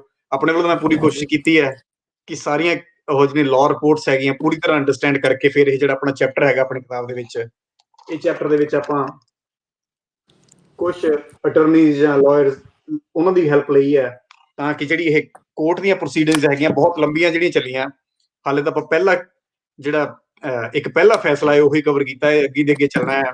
ਮਤਲਬ ਉਹਦੇ ਵਿੱਚ ਵਰਡਿੰਗ ਹੀ ਇੰਨੀ ਕੰਪਲੈਕਸ ਹੁੰਦੀ ਹੈ ਕਿ ਆਪਾਂ ਜਿਹੜੇ ਨਾਨ ਲੀਗਲ ਲੋਕ ਹੈਗੇ ਆ, ਆਪਾਂ ਨੂੰ ਉਹ ਜਿਹੜੇ ਅੱਖਰ ਸਮਝਣੇ ਮੁਸ਼ਕਲ ਆ ਜਾਂਦੇ, ਪਤਾ ਨਹੀਂ ਲੱਗਦਾ ਕਈ ਵਾਰੀ ਵੀ ਕਿਹਦੇ ਹੱਕ 'ਚ ਕਿੱਦਾਂ ਕੀ ਫੈਸਲਾ ਜਿਹੜਾ ਹੈਗਾ ਜਾ ਰਿਹਾ। ਸੋ ਜੇ ਤੁਹਾਡੇ ਕੋਈ ਵਕੀਲ ਦੋਸਤ ਹੈਗੇ, ਉਹਨਾਂ ਨੂੰ ਪਲੀਜ਼ ਜ਼ਰੂਰ ਟੈਗ ਕਰੋ, ਤਾਂ ਕਿ ਜੇ ਉਹਨਾਂ ਨੂੰ ਕੋਈ ਲੱਗਦਾ ਹੈਗਾ ਕੋਈ ਕਿਤੇ ਵਰਡਿੰਗ ਦੇ ਵਿੱਚ ਕੁਛ ਫਰਕ ਹੈਗਾ, ਦੈਨ ਆਈ ਵੁੱਡ ਲਾਈਕ ਕਿ ਉਹਦੀ ਜਿਹੜੀ ਹੈਗੀ ਹੈ ਦਰੁਸਤੀ, ਉਹਦੇ ਵਿੱਚ ਮੈਨੂੰ ਹੈਲਪ ਕੀਤੀ ਜਾ ਸਕੇ। ਤੇ ਇਹਦੇ ਬਾਰੇ ਮੈਂ ਇੱਕ ਚੀਜ਼ ਹੋਰ ਦੱਸਦਾ ਜਾਵਾਂ ਕਿ ਜਿੱਦਾਂ ਢਿੱਲੋਂ ਸਾਹਿਬ ਵੀ ਪਹਿਲਾਂ ਕਹਿ ਕੇ ਹਟੇ ਨੇ ਕਿ 47 ਤੋਂ ਬਾਅਦ ਦੀ ਸਾਨੂੰ ਸਿਚੁਏਸ਼ਨ ਹੁਣ ਕਿਹਦੇ ਕਬਜ਼ੇ 'ਚ ਹੈ ਕਿ ਨਹੀਂ ਹੈ, ਮਤਲਬ ਉਹ ਮੇਰੀ ਰਿਸਰਚ ਦਾ ਹਿੱਸਾ ਨਹੀਂ ਹੈ। ਇਸ ਕਰਕੇ ਮੈਂ ਕੋਸ਼ਿਸ਼ ਕਰਦਾ ਹੁੰਦਾ ਕਿ ਹਰੇਕ ਚੈਪਟਰ ਦੇ ਵਿੱਚ ਆਪਣਾ ਕੰਮ 47 ਤੇ ਖਤਮ ਕਰ ਦਵਾਂ। ਮੈਂ ਤਸਵੀਰਾਂ ਤਾਂ ਜ਼ਰੂਰ ਕਰੰਟ ਦਿੱਤੀਆਂ ਹੋਈਆਂ ਨੇ, ਤੁਸੀਂ ਆਹ ਤਸਵੀਰਾਂ ਦੇਖ ਸਕਦੇ ਹੋ, ਪਰ due to some technical reasons I prefer not to get involved in Pakistan. ਇਦਾਂ ਦੇ ਜਿਹੜੇ ਮੈਟਰ ਹੈਗੇ ਆ ਵੀ ਹੁਣ ਉੱਥੇ ਕੌਣ ਕਿਹਦਾ ਕਬਜ਼ਾ ਹੈ, ਕਿਹਦਾ ਕਬਜ਼ਾ ਨਹੀਂ ਹੈ, ਆਈ ਪਰਸਨਲੀ ਫੀਲ ਕਿ ਉਹ that should be done by someone in Pakistan, ਜਿਹੜੇ ਆਪਣੇ ਦੋਸਤ ਉੱਥੇ ਰਹਿੰਦੇ ਨੇ ਜਾਂ ਜਿਹੜੇ ਹੈਰੀਟੇਜ ਲਵਰਸ ਨੇ ਜਾਂ ਜਿਹੜੇ ਹੋ ਗਏ, ਆਪਣਾ ਕੰਮ ਹੈਗਾ ਉਹਨਾਂ ਨੂੰ ਅਵੇਅਰ ਕਰਾਉਣਾ। ਪਰ ਆਪਾਂ ਉੱਥੇ ਦੇ ਇੰਟਰਨਲ ਤੇ ਕਿਹੜੀ ਅਥਾਰਟੀ ਹੈ, ਕਿਹੜਾ ਇਹਨੂੰ ਕੰਟਰੋਲ ਕਰ ਰਿਹਾ, ਜੇ ਆਪਾਂ ਉਹਦੇ ਵਿੱਚ ਨੋਕ ਝੋਂਕ ਕਰਨ ਲੱਗ ਪਈਏ, I don't think we can continue our research because it's totally it's a different country. You can't just expect ਵੀ ਤੁਸੀਂ ਉਹਨਾਂ ਤੋਂ ਇਦਾਂ ਜਿਹੜਾ ਹੈਗਾ ਕੁਐਸਚਨ ਕਰੋ 47 ਤੋਂ ਬਾਅਦ। ਮਤਲਬ the things are we don't have that kind of right. ਆਪਾਂ ਨੂੰ ਰਿਕੁਐਸਟ ਜ਼ਰੂਰ ਕਰ ਸਕਦੇ ਹਾਂ, ਬੇਨਤੀ ਕਰ ਸਕਦੇ ਹਾਂ। ਸੋ ਕਦੀ ਵੀ ਤੁਸੀਂ ਇਦਾਂ ਦੀਆਂ ਟੁੱਟੇ ਹੋਏ ਜਾਂ ਖਰਾਬ ਬਿਲਡਿੰਗ ਦੀ ਜਦੋਂ ਤਸਵੀਰ ਦੇਖੋ, ਕਦੀ ਵੀ ਉਹਦੇ ਲਈ ਇਦਾਂ ਭਾਵੁਕ ਹੋ ਕੇ ਕੁਛ ਨਾ ਲਿਖੋ, ਜਿਹਦੇ ਨਾਲ ਸਾਨੂੰ ਫਰਦਰ ਰਿਸਰਚ ਜਾਂ ਇਹਨਾਂ ਜਗ੍ਹਾ ਦੀ ਸੇਵਾ ਸੰਭਾਲ ਲਈ ਜੋ ਅਸੀਂ ਕੋਸ਼ਿਸ਼ਾਂ ਕਰ ਰਹੇ ਹਾਂ ਉਹਨਾਂ ਨੂੰ ਕਹਿ ਲਓ ਵੀ ਠੇਸ ਪਹੁੰਚੇ। ਹੁਣ ਮੈਂ will go back to our studio in Lyallpur, ਦੇਖਦੇ ਹਾਂ ਢਿੱਲੋਂ ਸਾਹਿਬ ਦਾ ਕੀ ਅਗਲਾ ਕੁਐਸਚਨ ਹੈ। ਜੀ ਢਿੱਲੋਂ ਸਾਹਿਬ। ਅੱਛਾ ਡਾਕਟਰ ਸਾਹਿਬ, ਫਿਰ ਅੱਛਾ ਹੁਣ ਤੇ ਨਾ ਵਕੀਲ ਜਿਹੜੇ ਆ, ਜੀ ਜਦੋਂ ਪੰਜਾਬੀ ਦੀ ਗੱਲ ਕਰਦੇ ਬੜੇ ਔਂਤਰੇ ਆ ਹਾਂਜੀ ਵਕੀਲ, ਕੇਸ ਕੁ ਹਾਰ ਜਾਣ ਪੈ ਜਾਂਦੇ ਜੱਜਾਂ ਨੂੰ, ਉਦੋਂ ਫਿਰ ਹਾਂਜੀ ਵਕੀਲਾਂ ਨੇ ਕੇਸ ਹਾਰ ਗਏ ਤੇ ਹਾਂਜੀ ਵਕੀਲਾਂ ਦਾ ਕੀ ਰਵੱਈਆ ਫਿਰ ਕਿਸ ਤਰ੍ਹਾਂ ਆ, ਉਹਨਾਂ ਨੇ ਦੇਖੋ ਕੋਈ ਜੀ, ਪੈਂਤਰਾ ਬਦਲਿਆ ਫਿਰ? ਹਾਂਜੀ ਜਿਹੜੇ ਵਕੀਲ ਸੀ ਨਾ SGPC ਦੇ, ਮਤਲਬ ਉਹਨਾਂ ਨੂੰ ਇਹ ਚੀਜ਼ ਬੜੀ ਮਤਲਬ ਇਦਾਂ ਲੱਗੀ ਪਈ, ਕਿਉਂਕਿ ਇਹ ਜਗ੍ਹਾ ਤਾਂ ਬਹੁਤ ਵੱਡੀਆਂ ਸੀਗੀਆਂ, ਮਤਲਬ ਇਦਾਂ ਗੱਲ ਬਣਨੀ ਨਹੀਂ ਹੈ। ਸੋ ਕਾਫੀ ਜ਼ਿਆਦਾ ਇਹ ਮੁਸ਼ਕਲ ਸਮਾਂ ਸੀ ਗੁਰਦੁਆਰਾ ਸੁਧਾਰ ਲਹਿਰ ਦੇ ਮੁਤਾਬਿਕ, ਕਿਉਂਕਿ ਲੋਕਾਂ ਦੀ ਸੈਂਟੀਮੈਂਟਸ ਇਹਨਾਂ ਨਾਲ ਜੁੜੀ ਹੋਈ ਸੀਗੀ। ਜਿਹੜੇ ਸਿੱਖ ਸੀ ਉਹ ਤਾਂ ਇਕੱਠੇ ਹੋ ਗਏ ਸੀ, ਬਣ ਗਏ ਸੀ। ਜਿਹੜੀ ਕਾਨੂੰਨੀ ਅੜਚਨ ਬਹੁਤ ਵੱਡੀ ਸੀਗੀ ਕਿ ਇੱਥੇ ਉਹ ਜਿਹੜੀ ਜਗ੍ਹਾ ਹੈਗੀ ਆ ਕਿੱਦਾਂ ਪ੍ਰੂਵ ਕੀਤਾ ਜਾਵੇ ਵੀ ਇਹ ਸਿੱਖ ਗੁਰਦੁਆਰਾ ਹੈਗਾ। ਸੋ ਇਹਦਾ ਫਿਰ ਕੇਸ ਅੱਗੇ ਚੱਲਿਆ। ਜਿਹੜੇ ਸੀ ਇਹ ਮਹੰਤ ਬਸੰਤ ਦਾਸ, ਇਹਨਾਂ ਦੀ ਡੈਥ ਹੋ ਗਈ। ਉਸ ਤੋਂ ਬਾਅਦ ਉਹਨਾਂ ਦੇ ਬੇਟੇ ਆਏ ਮਹੰਤ ਰਾਮ ਪ੍ਰਸਾਦ, ਉਹਨਾਂ ਨੇ ਫਿਰ ਅੱਗੇ ਕੇਸ ਕੰਟੀਨਿਊ ਰੱਖਿਆ। 1927 ਤੋਂ ਬਾਅਦ ਇਹ ਕੇਸ ਚਲਾ ਗਿਆ ਲਾਹੌਰ ਹਾਈ ਕੋਰਟ ਦੇ ਵਿੱਚ। ਉੱਥੇ ਫਿਰ ਉੱਥੇ ਦੀਆਂ ਕੁਝ ਜਿਹੜੀਆਂ ਬਹੁਤ ਲੰਬੀਆਂ ਡਿਟੇਲਸ ਹੈਗੀਆਂ, ਉਹਨਾਂ ਵਿੱਚ ਮੈਂ ਕੁਝ ਲਾਈਨਾਂ ਤੁਹਾਨੂੰ ਜਿਹੜੀਆਂ ਮੈਨੂੰ ਲੱਗਦਾ interesting that the readers need to know, ਮੈਂ ਆਪਣੀ ਕਿਤਾਬ 'ਚ ਵੀ, ਕਿਤਾਬ 'ਚ ਤਾਂ ਇਹ ਚੈਪਟਰ ਬਹੁਤ ਵੱਡਾ ਹੈ, ਮੈਂ ਪਰ ਕੁਝ ਆਪਣੇ ਸੁਣਨ ਵਾਲਿਆਂ ਨੂੰ ਸੁਣਾ ਦਿੰਦਾ ਵੀ ਉੱਥੇ ਜਿਹੜੇ ਅਕਾਲੀ ਸੀ ਉਹਨਾਂ ਨੇ ਇਹ ਮੇਨਟੇਨ ਕਰਕੇ ਰੱਖਿਆ ਵੀ ਭਾਈ ਜਿਹੜਾ ਪਿਰਥੀ ਸੀਗਾ ਉਹ ਸਿੱਖ ਸੀ, ਇਸ ਕਰਕੇ ਇਹ ਜਿਹੜਾ ਸ਼ਰਾਈਨ ਆ ਇਹ ਵੀ ਸਿੱਖ ਆ। ਤੇ ਜਿਹੜਾ ਭਾਈ ਪਿਰਥੀ ਸੀ ਉਹਨੇ ਇਹ ਡੇਰਾ ਬਣਾਇਆ ਸੀ on the express command of Guru Gobind Singh ji, ਵੀ ਉਹ ਗੁਰੂ ਗੋਬਿੰਦ ਸਿੰਘ ਜੀ ਦਾ ਸਿੱਖ ਸੀਗਾ। ਇਸ ਕਰਕੇ ਉਹ ਉਧਰੋਂ ਆ ਕੇ ਗੁਰੂ ਗੋਬਿੰਦ ਸਿੰਘ ਜੀ ਨੂੰ ਕਿਹਾ ਸੀ ਵੀ ਜਾ ਕੇ ਆਪਣਾ ਜਿਹੜਾ ਇਹ ਜਗ੍ਹਾ ਹੈਗੀ ਆ ਐਸਟੈਬਲਿਸ਼ ਕਰ। ਸੋ ਇਹ ਜਿਹੜਾ ਡੇਰਾ ਆ ਭਾਈ ਪਿਰਥੀ ਦਾ ਡੇਰਾ, ਇਹ ਗੁਰੂ ਗੋਬਿੰਦ ਸਿੰਘ ਜੀ ਦੀ ਇੱਛਾ ਮੁਤਾਬਕ ਭਾਈ ਪਿਰਥੀ ਨੇ ਆ ਕੇ ਇੱਥੇ ਐਸਟੈਬਲਿਸ਼ ਕੀਤਾ ਸੀ। ਇਸ ਕਰਕੇ ਇਹ ਜਿਹੜਾ ਸਿੱਖ ਸ਼ਰਾਈਨ ਹੈ ਇਹਨੂੰ ਮੰਨਿਆ ਜਾਵੇ। ਹੋਰ ਉਹਨਾਂ ਨੇ ਕਿਹਾ ਵੀ ਕਿਉਂਕਿ ਇੱਥੇ ਸ੍ਰੀ ਗੁਰੂ ਗ੍ਰੰਥ ਸਾਹਿਬ ਦੀ ਜਿਹੜੀ ਸਾਡੀ ਧਾਰਮਿਕ ਬੀੜ ਆ ਉਹ ਸੁਸ਼ੋਭਿਤ ਹੈ, ਇਸ ਕਰਕੇ ਇਹ ਜਿਹੜਾ ਸਿੱਖ ਹੈਗਾ। ਤੇ ਨਾਲੇ ਉਹਨਾਂ ਨੇ ਇਹ ਵੀ ਕਿਹਾ ਵੀ ਇਹ ਜਿਹੜੇ ਉਦਾਸੀ ਮਹੰਤ ਸੀਗੇ ਇਹਨਾਂ ਨੂੰ ਮੁਗਲ ਸਮੇਂ ਦੇ ਦੌਰਾਨ ਇਸ ਕਰਕੇ ਥੋੜਾ ਅੱਗੇ ਲਿਆਂਦਾ ਗਿਆ ਸੀ ਜਗ੍ਹਾ ਦੇ ਵਿੱਚ, ਕਿਉਂਕਿ ਇਹ ਪੜ੍ਹੇ ਲਿਖੇ ਸੀਗੇ ਤੇ ਜਿਹੜੇ ਯੋਧੇ ਸੀ ਜਾਂ ਵਾਰੀਅਰ ਸੀ ਜਾਂ ਜਿਹੜੇ ਲੜਨ ਵਾਲੇ ਸੀ ਉਹ ਘੋੜਿਆਂ ਦੀਆਂ ਕਾਠੀਆਂ ਤੇ ਰਹਿੰਦੇ ਸੀ ਤੇ ਉਹ ਇੰਨੇ ਜ਼ਿਆਦਾ ਐਜੂਕੇਟਡ ਨਹੀਂ ਸੀਗੇ। ਇਸ ਕਰਕੇ ਅਸੀਂ ਆਪਣੇ ਵੱਲੋਂ ਇਹ ਐਜੂਕੇਟਡ ਜਿਹੜੇ ਸਾਡੇ ਵਿੱਚੋਂ ਸੀਗੇ, ਸਿੱਖਾਂ ਦੇ ਵਿੱਚੋਂ ਜਿਹੜੇ ਉਦਾਸੀ ਸਿੱਖ ਸੀਗੇ, ਉਦਾਸੀ ਮਹੰਤ ਸੀ, ਉਹਨਾਂ ਨੂੰ ਅਸੀਂ ਇਹ ਜਿਹੜੇ ਗੁਰਦੁਆਰੇ ਸੌਂਪੇ ਹੋਏ ਸੀਗੇ। ਸੋ ਇਹਦਾ ਮਤਲਬ ਇਹ ਨਹੀਂ ਹੈਗਾ ਕਿ ਹੁਣ ਉਹ ਗੁਰਦੁਆਰੇ ਸੰਭਾਲ ਲੈਣ, ਉਹ ਜਗ੍ਹਾ ਨੂੰ ਸੰਭਾਲ ਲੈਣ। So that was the logic presented by ਜਿਹੜੇ ਇਹ ਵਕੀਲ ਸੀਗੇ SGPC ਵਾਲੇ। ਫਿਰ ਵੀ ਕੋਰਟ ਨੇ ਕੀ ਰੂਲ ਕੀਤਾ, ਫਿਰ ਦੁਬਾਰਾ ਫੈਸਲਾ ਹੋਇਆ। ਦੇਖੋ ਫਿਰ ਕੰਮ ਚੱਲਦਾ ਰਿਹਾ 4 ਸਾਲ। ਜਨਵਰੀ 13 1931 ਉਹਦੇ ਵਿੱਚ ਕੋਰਟ ਨੇ ਰੂਲ ਕੀਤਾ ਵੀ ਭਾਵੇਂ ਸ਼੍ਰੀ ਗੁਰੂ ਗ੍ਰੰਥ ਸਾਹਿਬ ਜੀ ਦੀ ਬੀੜ ਤਾਂ ਹੈਗੀ ਡੇਰੇ ਦੇ ਵਿੱਚ, ਉਹਨਾਂ ਨੇ ਇਸ ਗੱਲ ਨੂੰ ਬਕਾਇਦਾ ਮੰਨਿਆ ਵੀ ਹਾਂਜੀ ਬਿਲਕੁਲ ਹੈ, ਪਰ it is one among many other scriptures ਉਹ ਕਹਿੰਦੇ ਵੀ ਇਕੱਲੀ ਇਹੀ ਨਹੀਂ ਹੈ, ਇੱਥੇ ਹੋਰ ਵੀ ਕਿੰਨੀਆਂ ਜਿਹੜੀਆਂ ਹੈਗੀਆਂ ਧਾਰਮਿਕ ਕਿਤਾਬਾਂ ਪਈਆਂ।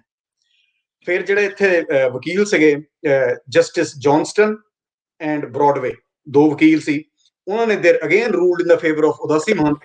ਉਹਨਾਂ ਨੂੰ ਉਹ ਕਨਵਿੰਸ ਨਹੀਂ ਹੋਏ ਵੀ ਜਿਹੜੇ ਭਾਈ ਪਿਰਥੀ ਸੀ, ਜਿਨ੍ਹਾਂ ਨੇ ਮਾਣਕ ਗੁਰਦੁਆਰਾ ਜਿਹੜੀ ਜਗ੍ਹਾ ਸੀ ਇਹ ਬਣਾਈ ਸੀਗੀ, ਵੀ ਉਹ ਸਿੱਖ ਆ। ਉਹਦਾ ਕਾਰਨ ਉਹਨਾਂ ਨੇ ਕੀ ਦੱਸਿਆ ਵੀ ਜੇ ਉਹ ਗੁਰੂ ਗੋਬਿੰਦ ਸਿੰਘ ਜੀ ਦਾ ਇੰਨਾ ਪੱਕਾ ਸਿੱਖ ਸੀਗਾ, ਉਹਨੇ ਖੰਡੇ ਦੀ ਪਹਲ ਕਿਉਂ ਨਹੀਂ ਛਕੀ? ਕਿਉਂਕਿ ਉਸ ਵੇਲੇ ਢਿੱਲੋਂ ਸਾਹਿਬ ਪੂਰੇ ਪੰਜਾਬ ਦੇ ਵਿੱਚ ਜਿਹੜੀ ਸਿੱਖ ਦੀ ਆਇਡੈਂਟੀਟੀ ਦੀ ਲਹਿਰ ਬਹੁਤ ਵੱਡੀ ਚੱਲੀ ਹੋਈ ਸੀਗੀ, ਕਿਉਂਕਿ ਉਹ ਪਹਿਲਾਂ ਗੁਰਦੁਆਰਾ ਸਿੰਘ ਸਭਾ ਲਹਿਰ ਤੋਂ ਹੀ ਸ਼ੁਰੂ ਹੋਈ ਸੀ। 30-40 ਸਾਲਾਂ 'ਚ ਉਹ ਪੂਰੀ ਕਹਿ ਲਓ ਵੀ 1880-90 ਤੋਂ ਸ਼ੁਰੂ ਹੋ ਕੇ 1920 ਜਦੋਂ ਦੀ ਆਪਾਂ ਗੱਲ ਕਰ ਰਹੇ ਹਾਂ, ਇਹ 30-40 ਸਾਲ ਸਿੱਖ ਆਇਡੈਂਟੀਟੀ ਬਹੁਤ ਜਿੱਦਾਂ ਮੂਵਮੈਂਟ ਸੀ, ਪੂਰੀ ਪੱਕ ਚੁੱਕੀ ਸੀ। ਤੇ ਸਿੱਖ ਆਇਡੈਂਟੀਟੀ ਦੇ ਵਿੱਚ ਕਾਫੀ ਵੱਡੇ ਲੈਵਲ ਤੇ ਇਹ ਗੱਲ ਅਕਾਲੀ ਸਿੱਖਾਂ ਵੱਲੋਂ ਜਾਂ SGPC ਵੱਲੋਂ ਉਭਾਰੀ ਜਾਂਦੀ ਸੀ ਵੀ ਜਿਹੜਾ ਖਾਲਸਾ ਉਹਦੇ ਲਈ ਅੰਮ੍ਰਿਤ ਛਕਣਾ ਜਿਹੜਾ ਜ਼ਰੂਰੀ ਹੈ, ਜਿਹੜੀ ਖੰਡੇ ਦੀ ਪਹਲ ਹੈਗੀ ਜ਼ਰੂਰੀ ਆ। ਸੋ ਕੋਰਟ ਨੇ ਉਸ ਚੀਜ਼ ਨੂੰ ਇਦਾਂ ਦੇ ਜਿਹੜੇ ਪੁਆਇੰਟ ਸੀ ਉਹਨਾਂ 'ਚ ਲੈ ਲਿਆ ਵੀ ਕਿਉਂਕਿ ਭਾਈ ਪਿਰਥੀ ਨੇ ਅੰਮ੍ਰਿਤ ਨਹੀਂ ਸੀ ਛਕਿਆ ਹੋਇਆ, ਇਸ ਕਰਕੇ ਬਹੁਤ ਘੱਟ ਚਾਂਸ ਹੈ ਵੀ ਜਿਹੜੇ ਅੰਮ੍ਰਿਤਧਾਰੀ ਸਿੱਖ ਸੀਗੇ, ਜੇ ਤੁਸੀਂ ਕਹਿੰਦੇ ਹੋ ਵੀ ਗੁਰੂ ਗੋਬਿੰਦ ਸਿੰਘ ਜੀ ਨੇ ਇਹ ਮਸਟ ਕਰ ਦਿੱਤਾ ਸੀ ਸਿੰਘਾਂ ਦੇ ਲਈ ਕਿ ਅੰਮ੍ਰਿਤ ਛਕਣਾ, ਵੀ ਉਹਨਾਂ ਨੇ ਫਿਰ ਇੰਨੀ ਵੱਡੀ ਜਿਹੜੀ ਇਹੋ ਜਿਹੀ ਕੋਈ ਜਗ੍ਹਾ ਦੀ ਐਸਟੈਬਲਿਸ਼ਮੈਂਟ ਸੀ, ਇਹਦਾ ਕੰਮ ਕਿਸੇ ਅੰਮ੍ਰਿਤਧਾਰੀ ਸਿੰਘ ਨੂੰ ਦੇਣਾ ਸੀ। ਇਹ ਜੱਜ ਨੇ ਲਿਖਿਆ ਵੀ ਉਹਨਾਂ ਨੇ ਫਿਰ ਇਹ ਵੀ ਜਿਹੜਾ ਸੀ ਬੰਦਾ ਜਿਹਨੇ ਅੰਮ੍ਰਿਤ ਨਹੀਂ ਛਕਿਆ ਹੋਇਆ ਉਹਨੂੰ ਨਹੀਂ ਦੇਣਾ। ਉਹਨੂੰ ਕਿਉਂ ਦਿੱਤਾ? ਜੀ ਸਰ, ਵੀ ਉਹਨੂੰ ਕਿਉਂ ਦਿੱਤਾ? ਵੀ ਉਹਦਾ ਕੰਟਰੋਲ, ਹਾਂ ਵੀ ਉਹਦਾ ਕੰਟਰੋਲ ਪਈ ਇਹ ਗੱਲ ਬਣ ਚ ਨਹੀਂ ਆਉਂਦੀ ਪਈ ਵੀ ਜੇ ਤੁਹਾਡੇ ਕੋਲ ਇੰਨੇ ਆਪਣੇ ਅਕਾਲੀ ਸਿੰਘ ਸੀਗੇ। ਇਹ ਜਿਹੜੇ SGPC ਦੇ ਵਕੀਲ ਸੀ ਉਹਨਾਂ ਨੇ ਪਲੀ ਲਈ ਸੀ ਵੀ ਇਸ ਤਰ੍ਹਾਂ ਉਹਦੇ ਪੁਆਇੰਟਸ ਦੱਸ ਰਹੇ ਤੁਸੀਂ? ਹਾਂਜੀ, ਜਿਹੜੇ ਨਹੀਂ ਇਹ ਪੁਆਇੰਟ ਨਹੀਂ, ਇਹ ਹੁਣ ਜੱਜ ਕਹਿ ਰਿਹਾ, ਇਹ ਹੁਣ ਜੱਜ ਨੇ ਕਿਹਾ ਵੀ ਤੁਹਾਨੂੰ ਨਹੀਂ ਦੇਣਾ ਸੀ। ਜੋ SGPC ਵਕੀਲਾਂ ਨੂੰ ਜੱਜ ਕਹਿ ਰਿਹਾ ਵੀ ਤੁਹਾਨੂੰ ਇਹ ਜਿਹੜਾ ਗੁਰਦੁਆਰਾ ਸਾਹਿਬ ਹੁਣ ਨਹੀਂ ਦੇਣਾ, ਤੁਹਾਡੀ ਨਹੀਂ ਗੱਲ ਬਣਦੀ, ਕਿਉਂਕਿ ਜਿਹੜੇ ਗੁਰੂ ਗੋਬਿੰਦ ਸਿੰਘ ਜੀ ਨੇ, ਜੇ ਤੁਸੀਂ ਕਹਿੰਦੇ ਹੋ ਵੀ ਭਾਈ ਪਿਰਥੀ ਉਹਨਾਂ ਦਾ ਸਿੰਘ ਸੀਗਾ ਪਰ ਉਹਨੇ ਅੰਮ੍ਰਿਤ ਤਾਂ ਛਕਿਆ ਨਹੀਂ ਹੋਇਆ, ਇਹ ਤਾਂ ਸਾਰੇ ਸਿੱਖ ਵੀ ਮੰਨਦੇ ਸੀ ਉਹਨੇ ਅੰਮ੍ਰਿਤ ਨਹੀਂ ਸੀ ਛਕਿਆ। ਭਾਈ ਪਿਰਥੀ ਅੰਮ੍ਰਿਤਧਾਰੀ ਸਿੱਖ ਨਹੀਂ ਸੀਗਾ। ਇਹਨਾਂ ਨੇ ਕਿਹਾ ਵੀ ਉਹਨਾਂ ਨੇ ਚਰਨ ਅੰਮ੍ਰਿਤ ਲਿਆ ਸੀ। ਹੁਣ ਫਿਰ ਮੈਂ ਬਹੁਤ ਹੀ ਡਿਟੇਲ ਪੜ੍ਹੀ, ਫਿਰ ਜੱਜ ਨੇ ਪੁੱਛਿਆ ਚਰਨ ਅੰਮ੍ਰਿਤ ਕੀ ਹੁੰਦਾ? ਫਿਰ ਉਹ ਦੱਸਦੇ ਆ ਵੀ ਕਿੱਦਾਂ ਅੱਗੇ ਪਹਿਲਾਂ ਅੰਮ੍ਰਿਤ ਛਕਾਉਣ ਤੋਂ ਪਹਿਲਾਂ, ਖੰਡੇ ਦੀ ਪਹਲ ਤੋਂ ਪਹਿਲਾਂ ਚਰਨ ਅੰਮ੍ਰਿਤ ਹੁੰਦਾ ਸੀਗਾ।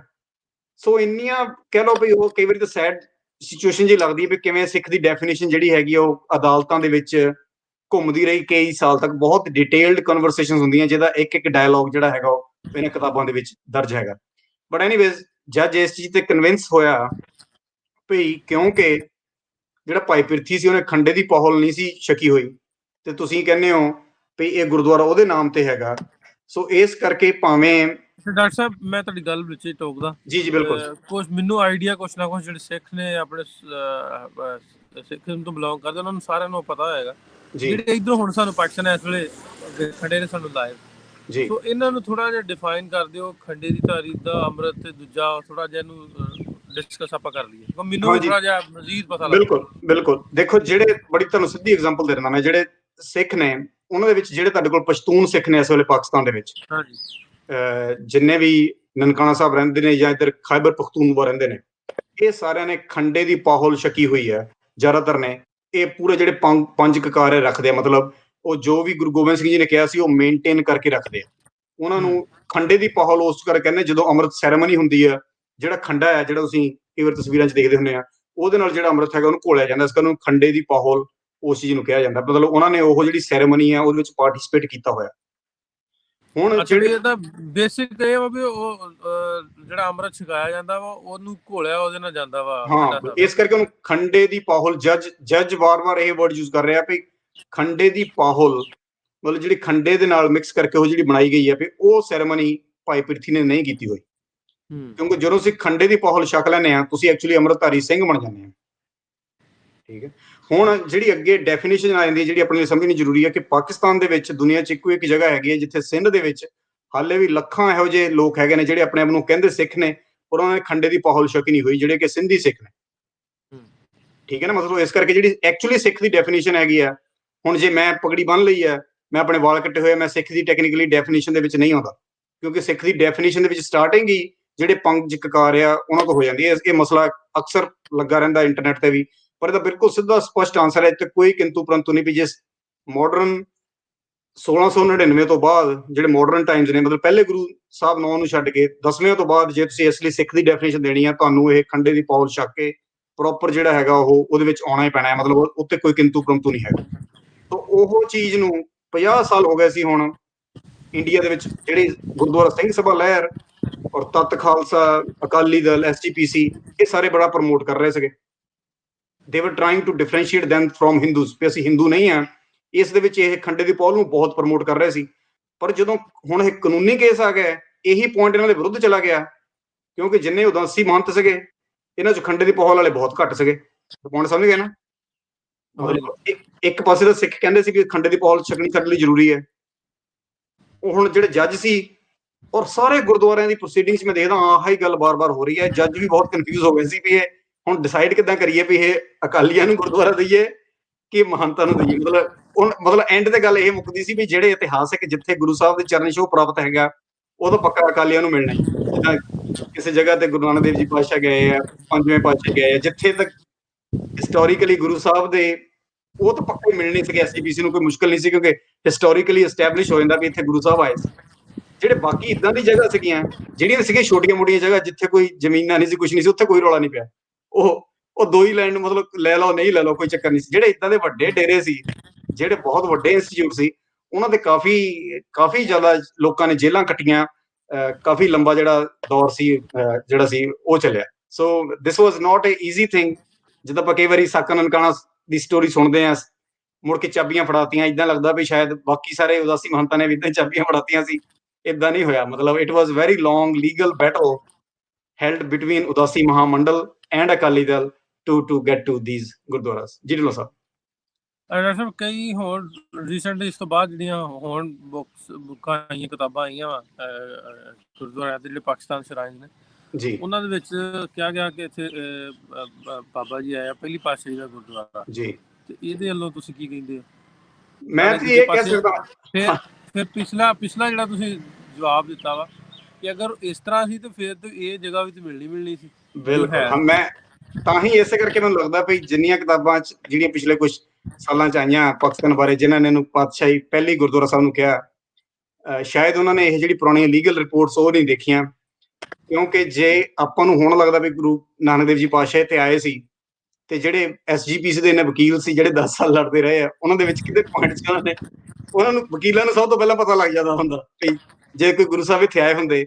ਇੰਨੀਆਂ ਮੈਂ ਕੇਸ ਰਿਪੋਰਟਸ ਜਿਹੜੀਆਂ ਸੀ ਇਸ ਗੁਰਦੁਆਰੇ ਦੇ ਮੁਤਾਬਿਕ ਪੜ੍ਹੀਆਂ, ਉਹਨਾਂ ਨੂੰ ਜ਼ਰੂਰ ਪਤਾ ਹੋਣਾ ਸੀ, ਉਹਨਾਂ ਨੇ ਵਿੱਚ ਜਿਹੜੀ ਐਂਟਰੀ ਜ਼ਰੂਰ ਕੀਤੀ ਹੋਣੀ ਸੀ। ਮੈਨੂੰ ਇਹ ਹੈਗਾ ਜ਼ਰੂਰ, ਜੋ ਇੱਥੇ ਲੋਕਾਂ ਨਾਲ ਵੀ ਮੈਂ ਗੱਲ ਕੀਤੀ ਹੈ, ਇੱਥੇ ਪਿੰਡ ਦੇ ਨੇੜੇ ਪਿੰਡ ਦੇ ਇੱਕ ਭੁੱਲਰ ਸਾਹਿਬ ਵੀ ਹੈਗੇ ਨੇ, ਪਾਜੀਆਂ ਪਿੰਡ ਹੈਗਾ ਨੇੜੇ, ਉੱਥੇ ਉਹ ਹੈਗੇ ਨੇ ਸਾਡੇ ਦੋਸਤ ਨੇ, ਉਹਨਾਂ ਮੁਤਾਬਕ ਵੀ ਇਹ ਪਿੰਡ ਦੇ ਵਿੱਚ ਇੱਕ ਤਾਂ ਕਿਹਾ ਜਾਂਦਾ ਸੀ ਵੀ ਗੁਰੂ ਸਾਹਿਬ ਦਾ ਵਧੀਆ ਟ੍ਰੀਟ ਨਹੀਂ ਸੀ ਕੀਤਾ ਗਿਆ ਗੁਰੂ ਨਾਨਕ ਦੇਵ ਜੀ ਪਾਤਸ਼ਾਹ, ਉਹ ਪਾਜੀਆਂ ਦੀ ਗੱਲ ਹੈਗੀ ਹੈ। ਪਰ ਆਹ ਜਿਹੜਾ ਪਰਟੀਕੂਲਰ ਜਗ੍ਹਾ ਹੈਗੀ ਹੈ, ਇਹਦੇ ਵਿੱਚ ਪੁਰਾਤਨ ਕਿਤਾਬਾਂ ਜਿਹੜੀਆਂ 47 ਤੋਂ ਪਹਿਲਾਂ ਮੈਂ ਪੜ੍ਹੀਆਂ, ਖਾਸ ਕਰਕੇ ਜਿਹੜੀਆਂ ਕਾਨੂੰਨੀ ਕਿਤਾਬਾਂ ਸੀਗੀਆਂ, ਇਹਨਾਂ ਦੇ ਵਿੱਚ ਮੈਨੂੰ ਕਿਤੇ ਗੁਰੂ ਨਾਨਕ ਦੇਵ ਜੀ ਪਾਤਸ਼ਾਹ ਦੀ ਜਿਹੜੀ ਵਿਜ਼ਿਟ ਹੈਗੀ ਆ ਉਹ ਨਹੀਂ ਲੱਭੀ। ਮਤਲਬ ਓਰਲ ਟ੍ਰੈਡੀਸ਼ਨ ਚ ਕਈ ਵਾਰੀ ਕੋਈ ਚੀਜ਼ ਹੋ ਸਕਦੀ ਹੈ, ਪਰ ਜਦੋਂ ਤੱਕ ਆਪਾਂ ਨੂੰ ਰਿਟਨ ਕਿਤਾਬਾਂ ਇੰਨੀਆਂ ਹੈਗੀਆਂ 47 ਤੋਂ ਪਹਿਲਾਂ ਛਪੀਆਂ ਹੋਈਆਂ, ਉਹਨਾਂ ਵਿੱਚ ਜਦ ਤੱਕ ਆਪਾਂ ਨੂੰ ਇਹ, ਖਾਸ ਕਰਕੇ ਇਸ ਗੁਰਦੁਆਰਾ ਸਾਹਿਬ ਦੇ ਉੱਪਰ ਤਾਂ ਢਿੱਲੋਂ ਸਾਹਿਬ ਕੀ ਹੋਇਆ ਸੀ ਜਦੋਂ ਇੱਥੇ ਇਹ ਕੇਸ ਹਾਰੇ ਨਾ, ਉਸ ਤੋਂ ਬਾਅਦ SGPC ਨੂੰ ਤੁਹਾਨੂੰ ਚਲੋ ਹੋਰ ਗੱਲ ਦੱਸ ਦੇਣਾ ਨਾਲ SGPC ਦੇ ਜਿਹੜੇ ਵਕੀਲ ਸੀ ਉਹਨਾਂ ਨੂੰ ਲੱਗਾ ਵੀ ਇਹ ਸਾਡੇ ਜਿਹੜਾ ਜਿੱਦਾਂ ਤੁਸੀਂ ਕਿਹਾ ਵੀ ਉਹ ਪੈਂਤੜਾ ਉਹਨਾਂ ਨੇ ਕੀ ਬਦਲਿਆ, ਮੈਂ ਉਹਦੇ ਬਾਰੇ ਤੁਹਾਨੂੰ ਦੱਸ ਦਿੰਦਾ। ਉਹਨਾਂ ਨੇ ਜਿੱਦਾਂ ਤੁਹਾਡਾ ਕੁਐਸਚਨ ਸੀ, ਉਹਨਾਂ ਨੇ ਆਪਣੀ ਡੈਫੀਸ਼ੀਐਂਸੀ ਨੂੰ ਮੰਨਿਆ ਵੀ ਹਾਂਜੀ ਸਾਡੇ ਜਿਹੜੇ ਇਹ ਸਾਡੀ ਜਿਹੜੀ ਆਰਗੂਮੈਂਟ ਆ ਇਹਦੇ ਵਿੱਚ ਇਹ ਕਿਤੇ ਨਾ ਕਿਤੇ ਕੋਈ ਘਾਟ ਹੈਗੀ ਹੈ। ਉਹਨਾਂ ਨੇ ਫਿਰ ਇੱਕ ਮੈਮੋਰੈਂਡਮ ਪੇਸ਼ ਕੀਤਾ, ਜਿਹੜਾ ਆਪਣਾ ਗੁਰਦੁਆਰਾ ਐਕਟ ਬਣਿਆ ਸੀ 1925 ਚ ਬਣਿਆ ਸੀਗਾ, ਸਿੱਖ ਗੁਰਦੁਆਰਾ ਐਕਟ। ਉਹਨੂੰ ਅਮੈਂਡ ਕਰਨ ਦੇ ਲਈ ਇਹਨਾਂ ਨੇ ਇੱਕ ਜਿਹੜਾ ਸੀ ਮੈਮੋਰੈਂਡਮ ਕੱਢਿਆ ਜਨਵਰੀ 1931। ਉਹ ਕੀ ਸੀਗਾ, ਉਹ ਕਹਿੰਦੇ ਵੀ ਕੋਈ ਵੀ ਪਲੇਸ ਜਿੱਥੇ ਸ਼੍ਰੀ ਗੁਰੂ ਗ੍ਰੰਥ ਸਾਹਿਬ ਜੀ ਪਏ ਨੇ, no matter what else, that is to be considered a Gurdwara Sahib, regardless of any other factors। ਵੀ ਜਿਹੜਾ ਸ਼੍ਰੀ ਗੁਰੂ ਗ੍ਰੰਥ ਸਾਹਿਬ ਹੈ, ਇਹ ਮੰਨ ਕੇ ਚੱਲੋ ਵੀ ਜੇ ਇਹ ਪਿਆ ਹੈ ਉਸ ਜਗ੍ਹਾ ਦੇ ਉੱਤੇ ਜਿਹੜੀ ਧਾਰਮਿਕ ਬੀੜ ਹੈ, ਉਹ ਜਿਹੜੀ ਜਗ੍ਹਾ ਹੈਗੀ ਆ ਉਹ ਗੁਰਦੁਆਰਾ ਸਾਹਿਬ ਕਹਿਲਾਈ ਜਾਊਗੀ। ਉਸ ਤੋਂ ਬਾਅਦ ਜਿੰਨੇ ਮਹੰਤ ਸੀਗੇ ਜਾਂ ਜਿਹੜੇ ਵੀ ਕੇਅਰ ਟੇਕਰ ਸੀਗੇ, ਜਿਹੜੇ ਨਹੀਂ ਸੀ ਚਾਹੁੰਦੇ ਵੀ ਉਹ ਜਗ੍ਹਾ ਗੁਰਦੁਆਰਾ ਬਣੇ, ਜ਼ਿਆਦਾਤਰ ਨੇ ਤਾਂ ਕਈ ਫਿਰ ਇਦਾਂ ਦੇ ਵੱਡੇ ਕੇਸ ਦੇ ਵਿੱਚ ਉਹਨਾਂ ਨੇ ਬਾਕੀ ਚੀਜ਼ਾਂ ਚੁੱਕ ਦਿੱਤੀਆਂ, ਕੱਲਾ ਗੁਰਦੁਆਰਾ ਸਾਹਿਬ ਰੱਖਣ ਦੇ ਲਈ ਉਹਨਾਂ ਨੇ ਸ਼੍ਰੀ ਗੁਰੂ ਗ੍ਰੰਥ ਸਾਹਿਬ ਕੱਲਾ ਰੱਖ ਲਿਆ। ਕਈ ਜਗ੍ਹਾ ਤੇ ਉਹ ਹਿੰਦੂਆਂ ਵੱਲ ਰਲ ਗਏ, ਉਹਨਾਂ ਨੇ ਜਿਹੜਾ ਸ਼੍ਰੀ ਗੁਰੂ ਗ੍ਰੰਥ ਸਾਹਿਬ ਚੱਕ ਦਿੱਤਾ। ਸੋ ਉਸ ਵੇਲੇ ਫਿਰ ਇਹ ਜਿਹੜਾ ਕਹਿ ਲਓ ਵੀ ਮੋਡ ਆਫ ਵਰਸ਼ਿਪ ਸੀ ਉਹ ਚੇਂਜ ਹੋਣ ਲੱਗ ਪਿਆ, ਔਰ ਪਬਲਿਕ ਦੇ ਵਿੱਚ ਬਹੁਤ ਜ਼ਿਆਦਾ ਕਨਫਿਊਜ਼ਨ ਰਹੀ ਅਬਾਊਟ 10 ਸਾਲ ਤੱਕ ਕਿਉਂਕਿ ਜਿਹੜੇ ਗੁਰਦੁਆਰਾ ਦੇ ਕੇਅਰ ਟੇਕਰ ਸੀਗੇ ਜਾਂ ਐਡਮਿਨਿਸਟ੍ਰੇਟਰ ਸੀਗੇ, ਉਹਨਾਂ ਨੇ they started mutating their modes of worship ਕਾਨੂੰਨੀ ਦੇ, ਤਾਂ ਕਿ ਉਹਨਾਂ ਨੂੰ ਵੀ ਹੁਣ ਇੱਕ ਜਗ੍ਹਾ ਦੀ ਖਬਰ ਦੂਜੇ ਜਗ੍ਹਾ ਪਹੁੰਚ ਜਾਂਦੀ ਸੀ, ਦੂਜੇ ਡੇਰੇ ਦੀ ਜਗ੍ਹਾ ਦੂਜੇ ਡੇਰੇ ਪਹੁੰਚ ਜਾਂਦੀ ਸੀ, ਕਿੱਥੇ ਕਿਤੇ ਤਾਂ ਫੈਲੇ ਹੋਏ ਸੀਗੇ ਸਾਰੇ 250-300 ਦੇ ਕਰੀਬ ਇਹ ਉਦਾਸੀ ਮਾਨਤਾ ਦੇ ਡੇਰੇ ਸੀ। ਉਹ ਸਾਰਿਆਂ ਦੇ ਵਿੱਚ ਬੜਾ ਇਹ ਚੱਕਰ ਜਿਹਾ ਚੱਲ ਪਿਆ ਵੀ ਇਹ ਹੁਣ ਕਿੱਦਾਂ, ਕਿਉਂਕਿ ਹਰੇਕ ਉਹ ਵੀ ਨਹੀਂ ਸੀ ਛੱਡਣਾ ਚਾਹੁੰਦੇ ਤੇ ਐਸਜੀਪੀਸੀ ਵੀ ਲੈਣਾ ਚਾਹੁੰਦੀ ਸੀਗੀ। ਇਸ ਕਰਕੇ ਵੀ ਉਹਨਾਂ ਨੂੰ ਆਪਣੇ ਜਿਹੜੇ ਧਰਮ ਦੇ ਕਹਿ ਲਓ ਵੀ ਟ੍ਰੈਡੀਸ਼ਨ ਸੀਗੇ, ਜਿਹੜੀਆਂ ਰੋਹ ਰੇਤਾਂ ਉੱਥੇ ਰਵਾਇਤਾਂ ਚੱਲ ਰਹੀਆਂ ਸੀਗੀਆਂ ਸ਼ੁਰੂ ਤੋਂ, ਉਹਨਾਂ 'ਚ ਬਹੁਤ ਤਬਦੀਲੀ ਕਰਨੀ ਪਈ। ਔਰ ਜਿਹੜੀ ਲੋਕੀ ਸੀ, ਲੋਕੀ ਤਾਂ ਆਪਣੇ ਮੱਥਾ ਟੇਕਣ ਜਾਂਦੇ ਆ, ਉਹਨਾਂ 'ਚ ਬੜੀ ਕਨਫਿਊਜ਼ਨ ਹੁੰਦੀ ਆ ਵੀ ਇਹ ਕਦੀ ਉਹਨਾਂ ਨੂੰ ਲੱਗਣਾ ਵੀ ਸ਼੍ਰੀ ਗੁਰੂ ਗ੍ਰੰਥ ਸਾਹਿਬ ਜੀ ਸੀ, ਕਦੀ ਲੱਗਣਾ ਨਹੀਂ ਸੀ, ਜਾਂ ਨਾਲ ਦੀ ਚੀਜ਼ਾਂ ਸੀ ਨਾਲ ਦੀਆਂ ਨਹੀਂ ਸੀਗੀਆਂ। ਸੋ ਇਸ ਕਰਕੇ ਇਹ 10 ਸਾਲ ਦੇ ਕਰੀਬ ਕਾਫੀ ਕਹਿ ਲਓ ਵੀ ਰੌਲਾ ਰੱਪਾ ਰਿਹਾ। ਪਰ ਮੁੜ ਕੇ ਫਿਰ ਇਹ ਜਿਹੜਾ ਮੈਮੋਰੈਂਡਮ ਸੀਗਾ ਜਿਹੜਾ ਦਿੱਤਾ ਗਿਆ ਇਨ ਜਨਵਰੀ 1931, 1 ਸਾਲ ਦੀ ਜਿਹੜਾ ਇੱਕ ਮੀਟਿੰਗ ਹੋਈ ਢਿੱਲੋਂ ਸਾਹਿਬ ਸ਼ਿਮਲਾ ਦੇ ਵਿੱਚ, ਜਿੱਥੇ ਕਿ ਐਸਜੀਪੀਸੀ ਦੇ ਰਿਪਰੈਜ਼ੈਂਟੇਟਿਵ ਤੇ ਗਵਰਨਰ ਮਿਲੇ। ਇਹ ਸ਼ਿਮਲੇ ਦੇ ਵਿੱਚ ਜਾ ਕੇ ਮੀਟਿੰਗ ਹੋਈ ਆ 1931 ਦੇ ਵਿੱਚ, ਜੂਨ 23 1931, ਜਿੱਥੇ ਕਿ ਇਹ ਜਿਹੜੀਆਂ ਚੇਂਜ ਕੀਤੀ ਜਾਵੇ ਇਸ ਐਕਟ ਦੇ ਵਿੱਚ, ਉਹਦਾ ਮੈਮੋਰੈਂਡਮ ਜਿਹੜਾ ਹੈ ਉਹ ਪੇਸ਼ ਕੀਤਾ ਗਿਆ ਵੀ ਜਿੱਥੇ ਵੀ ਸ਼੍ਰੀ ਗੁਰੂ ਗ੍ਰੰਥ ਸਾਹਿਬ ਜੀ ਹੈਗੇ ਨੇ ਉਹ ਸਿੱਖ ਗੁਰਦੁਆਰਾ ਜਿਹੜਾ ਹੈਗੀ ਉਹ ਜਗ੍ਹਾ ਕਹਿਲਾਈ ਜਾਵੇ। Finally after about a year, ਇਹਦਾ ਮਤਲਬ ਕਹਿ ਲਓ ਵੀ ਉਹਦੀ ਬਹਿਸ ਚੱਲਦੀ ਰਹੀ ਜਾਂ ਇਹ ਆਪਸ ਵਿੱਚ ਗੱਲਾਂ ਬਾਤਾਂ ਹੁੰਦੀਆਂ ਰਹੀਆਂ। ਜਿਹੜੇ ਵਕੀਲ ਜੱਜ ਸੀ ਉਹਨਾਂ ਸਾਰਿਆਂ ਨੇ ਕਹਿ ਲਓ ਵੀ ਮਿਲ ਕੇ ਕਾਫੀ ਮੀਟਿੰਗਸ ਕਰਕੇ 1 ਸਾਲ ਬਾਅਦ ਫਿਰ ਇਹ ਜਿਹੜਾ ਫੈਸਲਾ ਸੀ ਐਸਜੀਪੀਸੀ ਦੇ ਹੱਕ 'ਚ ਹੋ ਗਿਆ ਵੀ ਠੀਕ ਹੈ ਜੀ, ਜਿੱਥੇ ਸ਼੍ਰੀ ਗੁਰੂ ਗ੍ਰੰਥ ਸਾਹਿਬ ਜੀ ਹੈ ਉਹ ਜਿਹੜੀ ਜਗ੍ਹਾ ਹੈਗੀ ਉਹ ਗੁਰਦੁਆਰਾ ਕਹਿਲਾਏਗੀ। ਇਸ ਕਰਕੇ ਜਿਹੜੇ ਬਹੁਤ ਜ਼ਿਆਦਾ ਸ਼ਰਾਈਨ ਸੀਗੇ, ਮਤਲਬ ਇੰਨੀਆਂ ਔਖੀਆਂ ਕਹਿ ਲਓ ਇਨਕਲੂਡਿੰਗ ਜਿਹੜੀਆਂ ਸਾਰੀਆਂ ਚੀਜ਼ਾਂ ਹੈਗੀਆਂ ਉਹ ਕਰਕੇ ਮੁੜ ਕੇ ਤਦ ਕਰਕੇ ਫਿਰ ਜਿਹੜੇ ਹੈਗੇ ਆ ਇਹ ਸ਼੍ਰੋਮਣੀ ਕਮੇਟੀ ਦੇ ਹੱਕ ਦੇ ਵਿੱਚ ਜਿਹੜੀਆਂ ਜਗ੍ਹਾ ਸੀ ਉਹ ਮਿਲਣ ਲੱਗੀਆਂ। But it was a very long struggle for these places ਜਿੱਥੇ ਕਿ ਆਪਣੇ ਗੁਰੂ ਸਾਹਿਬ ਦੀ ਕੋਈ ਇਤਿਹਾਸਿਕ ਵਿਜ਼ਿਟ ਜਾਂ ਕੋਈ ਇਹੋ ਜਿਹੀ ਜਿੱਦਾਂ ਗੁਰਦੁਆਰਾ ਨਨਕਾਣਾ ਸਾਹਿਬ ਕੋਈ ਮੁਸ਼ਕਿਲ ਨਹੀਂ ਹੈ ਕਿਉਂਕਿ ਉੱਥੇ ਪਹਿਲੇ ਪਾਤਸ਼ਾਹ ਦਾ ਜਨਮ ਹੋਇਆ। ਏਦਾਂ ਹੀ ਗੁਰਦੁਆਰਾ ਡੇਰਾ ਸਾਹਿਬ ਹੈ, 5ਵੇਂ ਪਾਤਸ਼ਾਹ ਦੀ ਸ਼ਹੀਦੀ ਹੋਈ ਹੈ। ਪਰ ਇਹੋ ਜਿਹੀ ਜਿੱਥੇ ਜਿਹੜੀਆਂ ਜਗ੍ਹਾ ਸੀਗੀਆਂ ਬਹੁਤ ਸੀਗੀਆਂ ਪੰਜਾਬ ਦੇ ਵਿੱਚ ਹੋਰ, ਜਿਹੜੀਆਂ ਕਿ they were working to spread Sikhism also, ਨਾਲ ਦੀ ਨਾਲ ਥੋੜਾ ਜਿਹਾ ਉਹਨਾਂ ਦੇ ਨਾਲ ਆਪਣੇ ਹੋਰ ਵੀ ਜਿਹੜੇ ਸੀ ਥੋੜੇ ਜਿਹੇ ਰਿਚੁਅਲਸ ਪਿਛਲੇ 50-100 ਸਾਲਾਂ 'ਚ ਐਡ ਕਰ ਲਏ ਸੀਗੇ। ਮਤਲਬ ਸਟਾਰਟਿੰਗ ਤਾਂ ਸਭ ਦੀ ਸਿੱਖੀਜ਼ਮ ਦੇ ਤੌਰ ਤੇ ਹੋਈ ਸੀਗੀ। ਆਲ ਉਦਾਸੀ ਮਹੰਤਸ ਇਨ ਦਾ ਬਿਗਨਿੰਗ ਦੇ ਵਰ ਮਿਸ਼ਨਰੀ ਸਿੱਖਸ ਸਟਾਰਟਿੰਗ ਦੇ ਵਿੱਚ। ਪਰ ਕੁਝ ਸਮੇਂ ਬਾਅਦ ਹੌਲੀ ਹੌਲੀ, ਜਿੱਦਾਂ ਆਪਾਂ ਸ਼ਾਇਦ ਪਹਿਲਾਂ ਵੀ ਇਹਦੇ ਬਾਰੇ ਗੱਲ ਕੀਤੀ ਹੈ, ਹੌਲੀ ਹੌਲੀ ਉਹਨਾਂ ਦੇ ਵਿੱਚ ਕਰਪਸ਼ਨ ਆਉਣ ਲੱਗ ਪਈ। ਉਹਨਾਂ ਨੇ ਆਪਣੇ ਹੋਰ ਜਿਹੜੀਆਂ ਚੀਜ਼ਾਂ ਹੈਗੀਆਂ ਉਹ ਇਨਕਲੂਡ ਕਰਨ ਲੱਗ ਪਏ। ਹਰੇਕ ਦਾ ਨਾਲੇ ਸੀਨ ਅਲੱਗ-ਅਲੱਗ ਸੀ। ਇਹ ਵੀ ਨਹੀਂ ਸੀਗਾ ਕੋਈ ਜੱਜ ਹਰੇਕ ਨੂੰ ਇਦਾਂ ਕਹਿੰਦੇ ਹਾਂਜੀ ਹਰੇਕ ਦੇ ਵਿੱਚ ਆਹੀ ਅਪਲਾਈ ਹੋਣਾ। ਸੋ ਹਰੇਕ ਨੂੰ ਹਰੇਕ ਜਗ੍ਹਾ ਦੀ ਬੈਕਗਰਾਉਂਡ ਇਦਾਂ ਹੀ ਜਾ ਕੇ, ਜਿੱਦਾਂ ਆਪਾਂ ਇੱਥੇ ਗੱਲ ਕਰਕੇ ਹਟੇ ਆ, ਦੈਟਸ ਹਾਊ ਜੱਜ ਨੇ ਬੈਕ ਜਾ ਕੇ ਦੇਖਿਆ ਔਰ ਸਾਰੀ ਡਿਟੇਲ ਜਿਹੜੀ ਹੈ ਤਫਸੀਲ ਜਿਹੜੀ ਉਹ ਕਿਤਾਬਾਂ 'ਚ ਮਿਲ ਜਾਂਦੀ ਹੈ। ਅੱਛਾ, ਜਦੋਂ ਡਾਕਟਰ ਸਾਹਿਬ ਅਮੈਂਡਮੈਂਟ ਹੋ ਗਈ, ਚੇਂਜਿੰਗ ਕਰ ਲਈ ਇਹਦੇ ਵਿੱਚ, ਇਹ ਫਿਰ ਉਸ ਤੋਂ ਬਾਅਦ ਕੀ ਬਣਿਆ?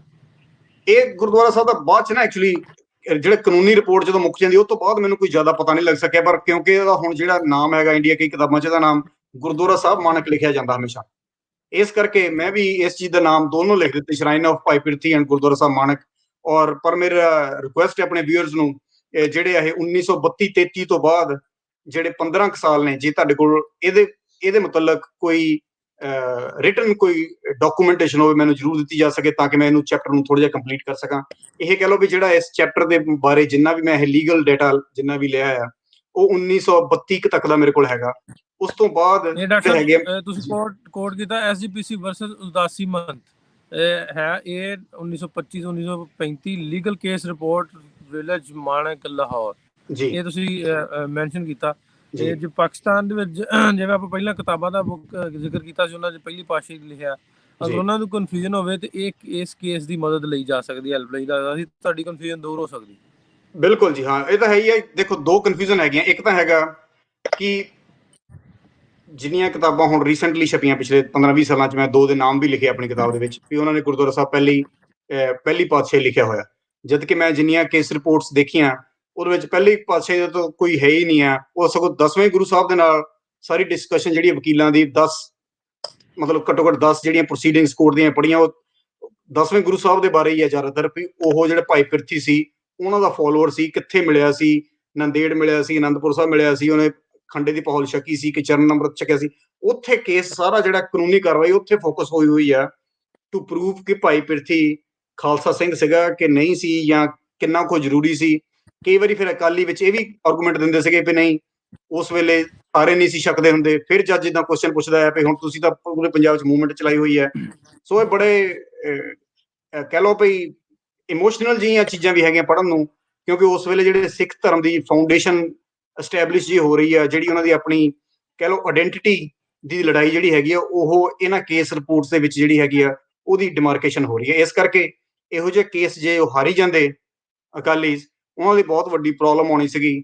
ਦੈਟਸ ਵਾਈ ਦੇ offered or suggested that amendment at the Simla place, ਜਿੱਥੋਂ ਕਿ ਮੁੜ ਕੇ ਹੋਇਆ। ਪਰ ਉਸ ਤੋਂ ਬਾਅਦ ਜਦੋਂ ਇਹ ਗੁਰਦੁਆਰਾ ਸਾਹਿਬ ਮਿਲ ਗਏ, ਉਹ ਤੋਂ ਬਾਅਦ ਇੱਥੇ ਕੀ ਇੰਪਰੂਵਮੈਂਟ ਹੋਈ ਜਾਂ ਨਹੀਂ ਹੋਈ ਜਾਂ ਕੀ ਹੋਇਆ, ਉਹਦੇ ਬਾਰੇ I tried a lot to find, ਮੈਨੂੰ ਕੋਈ ਇਨਫੋਰਮੇਸ਼ਨ ਜਿਹੜੀ ਹੈਗੀ ਨਹੀਂ ਮਿਲ ਸਕੀ। ਸੋ ਦੈਟਸ ਵਾਈ ਰਿਕੁਐਸਟਡ ਕਿਸੇ ਵਿਊਅਰ ਨੂੰ ਗੁਰਦੁਆਰਾ ਸਾਹਿਬ ਮਾਣਕ ਜਾਂ ਸ਼ਰਾਈਨ ਆਫ ਭਾਈ ਪਿਰਥੀ ਕੋਈ ਇਨਫੋਰਮੇਸ਼ਨ ਹੋਵੇ ਤਾਂ ਜ਼ਰੂਰ ਮੈਨੂੰ ਕੰਟੈਕਟ ਕਰੇ, ਤਾਂ ਕਿ ਮੇਰਾ ਜਿਹੜਾ ਹੈਗਾ ਚੈਪਟਰ ਇਹ ਜਿਹਦੇ ਵਿੱਚ ਕੋਈ ਤਰੁਟੀ ਹੋਵੇ ਤਾਂ ਇਹਨੂੰ ਜ਼ਰੂਰ ਪੂਰਾ ਕਰ ਸਕਾਂ। ਬਿਕੋਜ਼ ਇਟਸ ਵੈਰੀ ਇੰਪੋਰਟੈਂਟ ਕਿ ਆਪਾਂ ਜਿਹੜੀ ਸਹੀ ਇਨਫੋਰਮੇਸ਼ਨ ਹੈ ਉਹ ਅੱਗੇ ਦੀ ਅੱਗੇ ਜਿਹੜੀਆਂ ਕਿਤਾਬਾਂ 'ਚ ਦਰਜ ਕਰੀਏ, ਤਾਂ ਕਿ ਅਗਲੀ ਪੀੜ੍ਹੀ ਨੂੰ, ਅਗਲੇ ਲੋਕਾਂ ਨੂੰ, ਜਦੋਂ ਖਾਸ ਕਰਕੇ ਪਾਕਿਸਤਾਨ 'ਚ ਰਹਿਣ ਵਾਲੇ ਜਿਨ੍ਹਾਂ ਨੂੰ ਅਸੀਂ ਨਾਲ ਰਲਾਉਣਾ ਚਾਹੁੰਦੇ ਹਾਂ ਆਪਣੇ, ਕਿ ਇਹਨਾਂ ਬਿਲਡਿੰਗਸ ਉੱਤੇ ਰਿਸਰਚ ਕਰਨ। ਆਹ ਜਿਹੜੀਆਂ ਬਿਲਡਿੰਗਸ ਹੈਗੀਆਂ ਇਹਨੂੰ ਆਪਾਂ ਇਕੱਲਾ ਏਦਾਂ ਨੇ ਦੇਖੀਏ ਵੀ ਇੱਕ ਸਿੱਖ ਗੁਰਦੁਆਰਾ ਸੀ, ਇਹਦੇ ਪਿੱਛੇ ਹੁਣ ਕਿੰਨਾ ਵੱਡਾ ਇਤਿਹਾਸ ਹੈ, ਕਿੰਨੀ ਵੱਡੀ ਇਹਦੇ ਪਿੱਛੇ ਜਦੋਜਹਿਦ ਹੈਗੀ ਹੈ ਸ਼੍ਰੋਮਣੀ ਕਮੇਟੀ ਵਰਸਸ ਉਦਾਸੀ ਮਹੰਤਾਂ ਦੀ।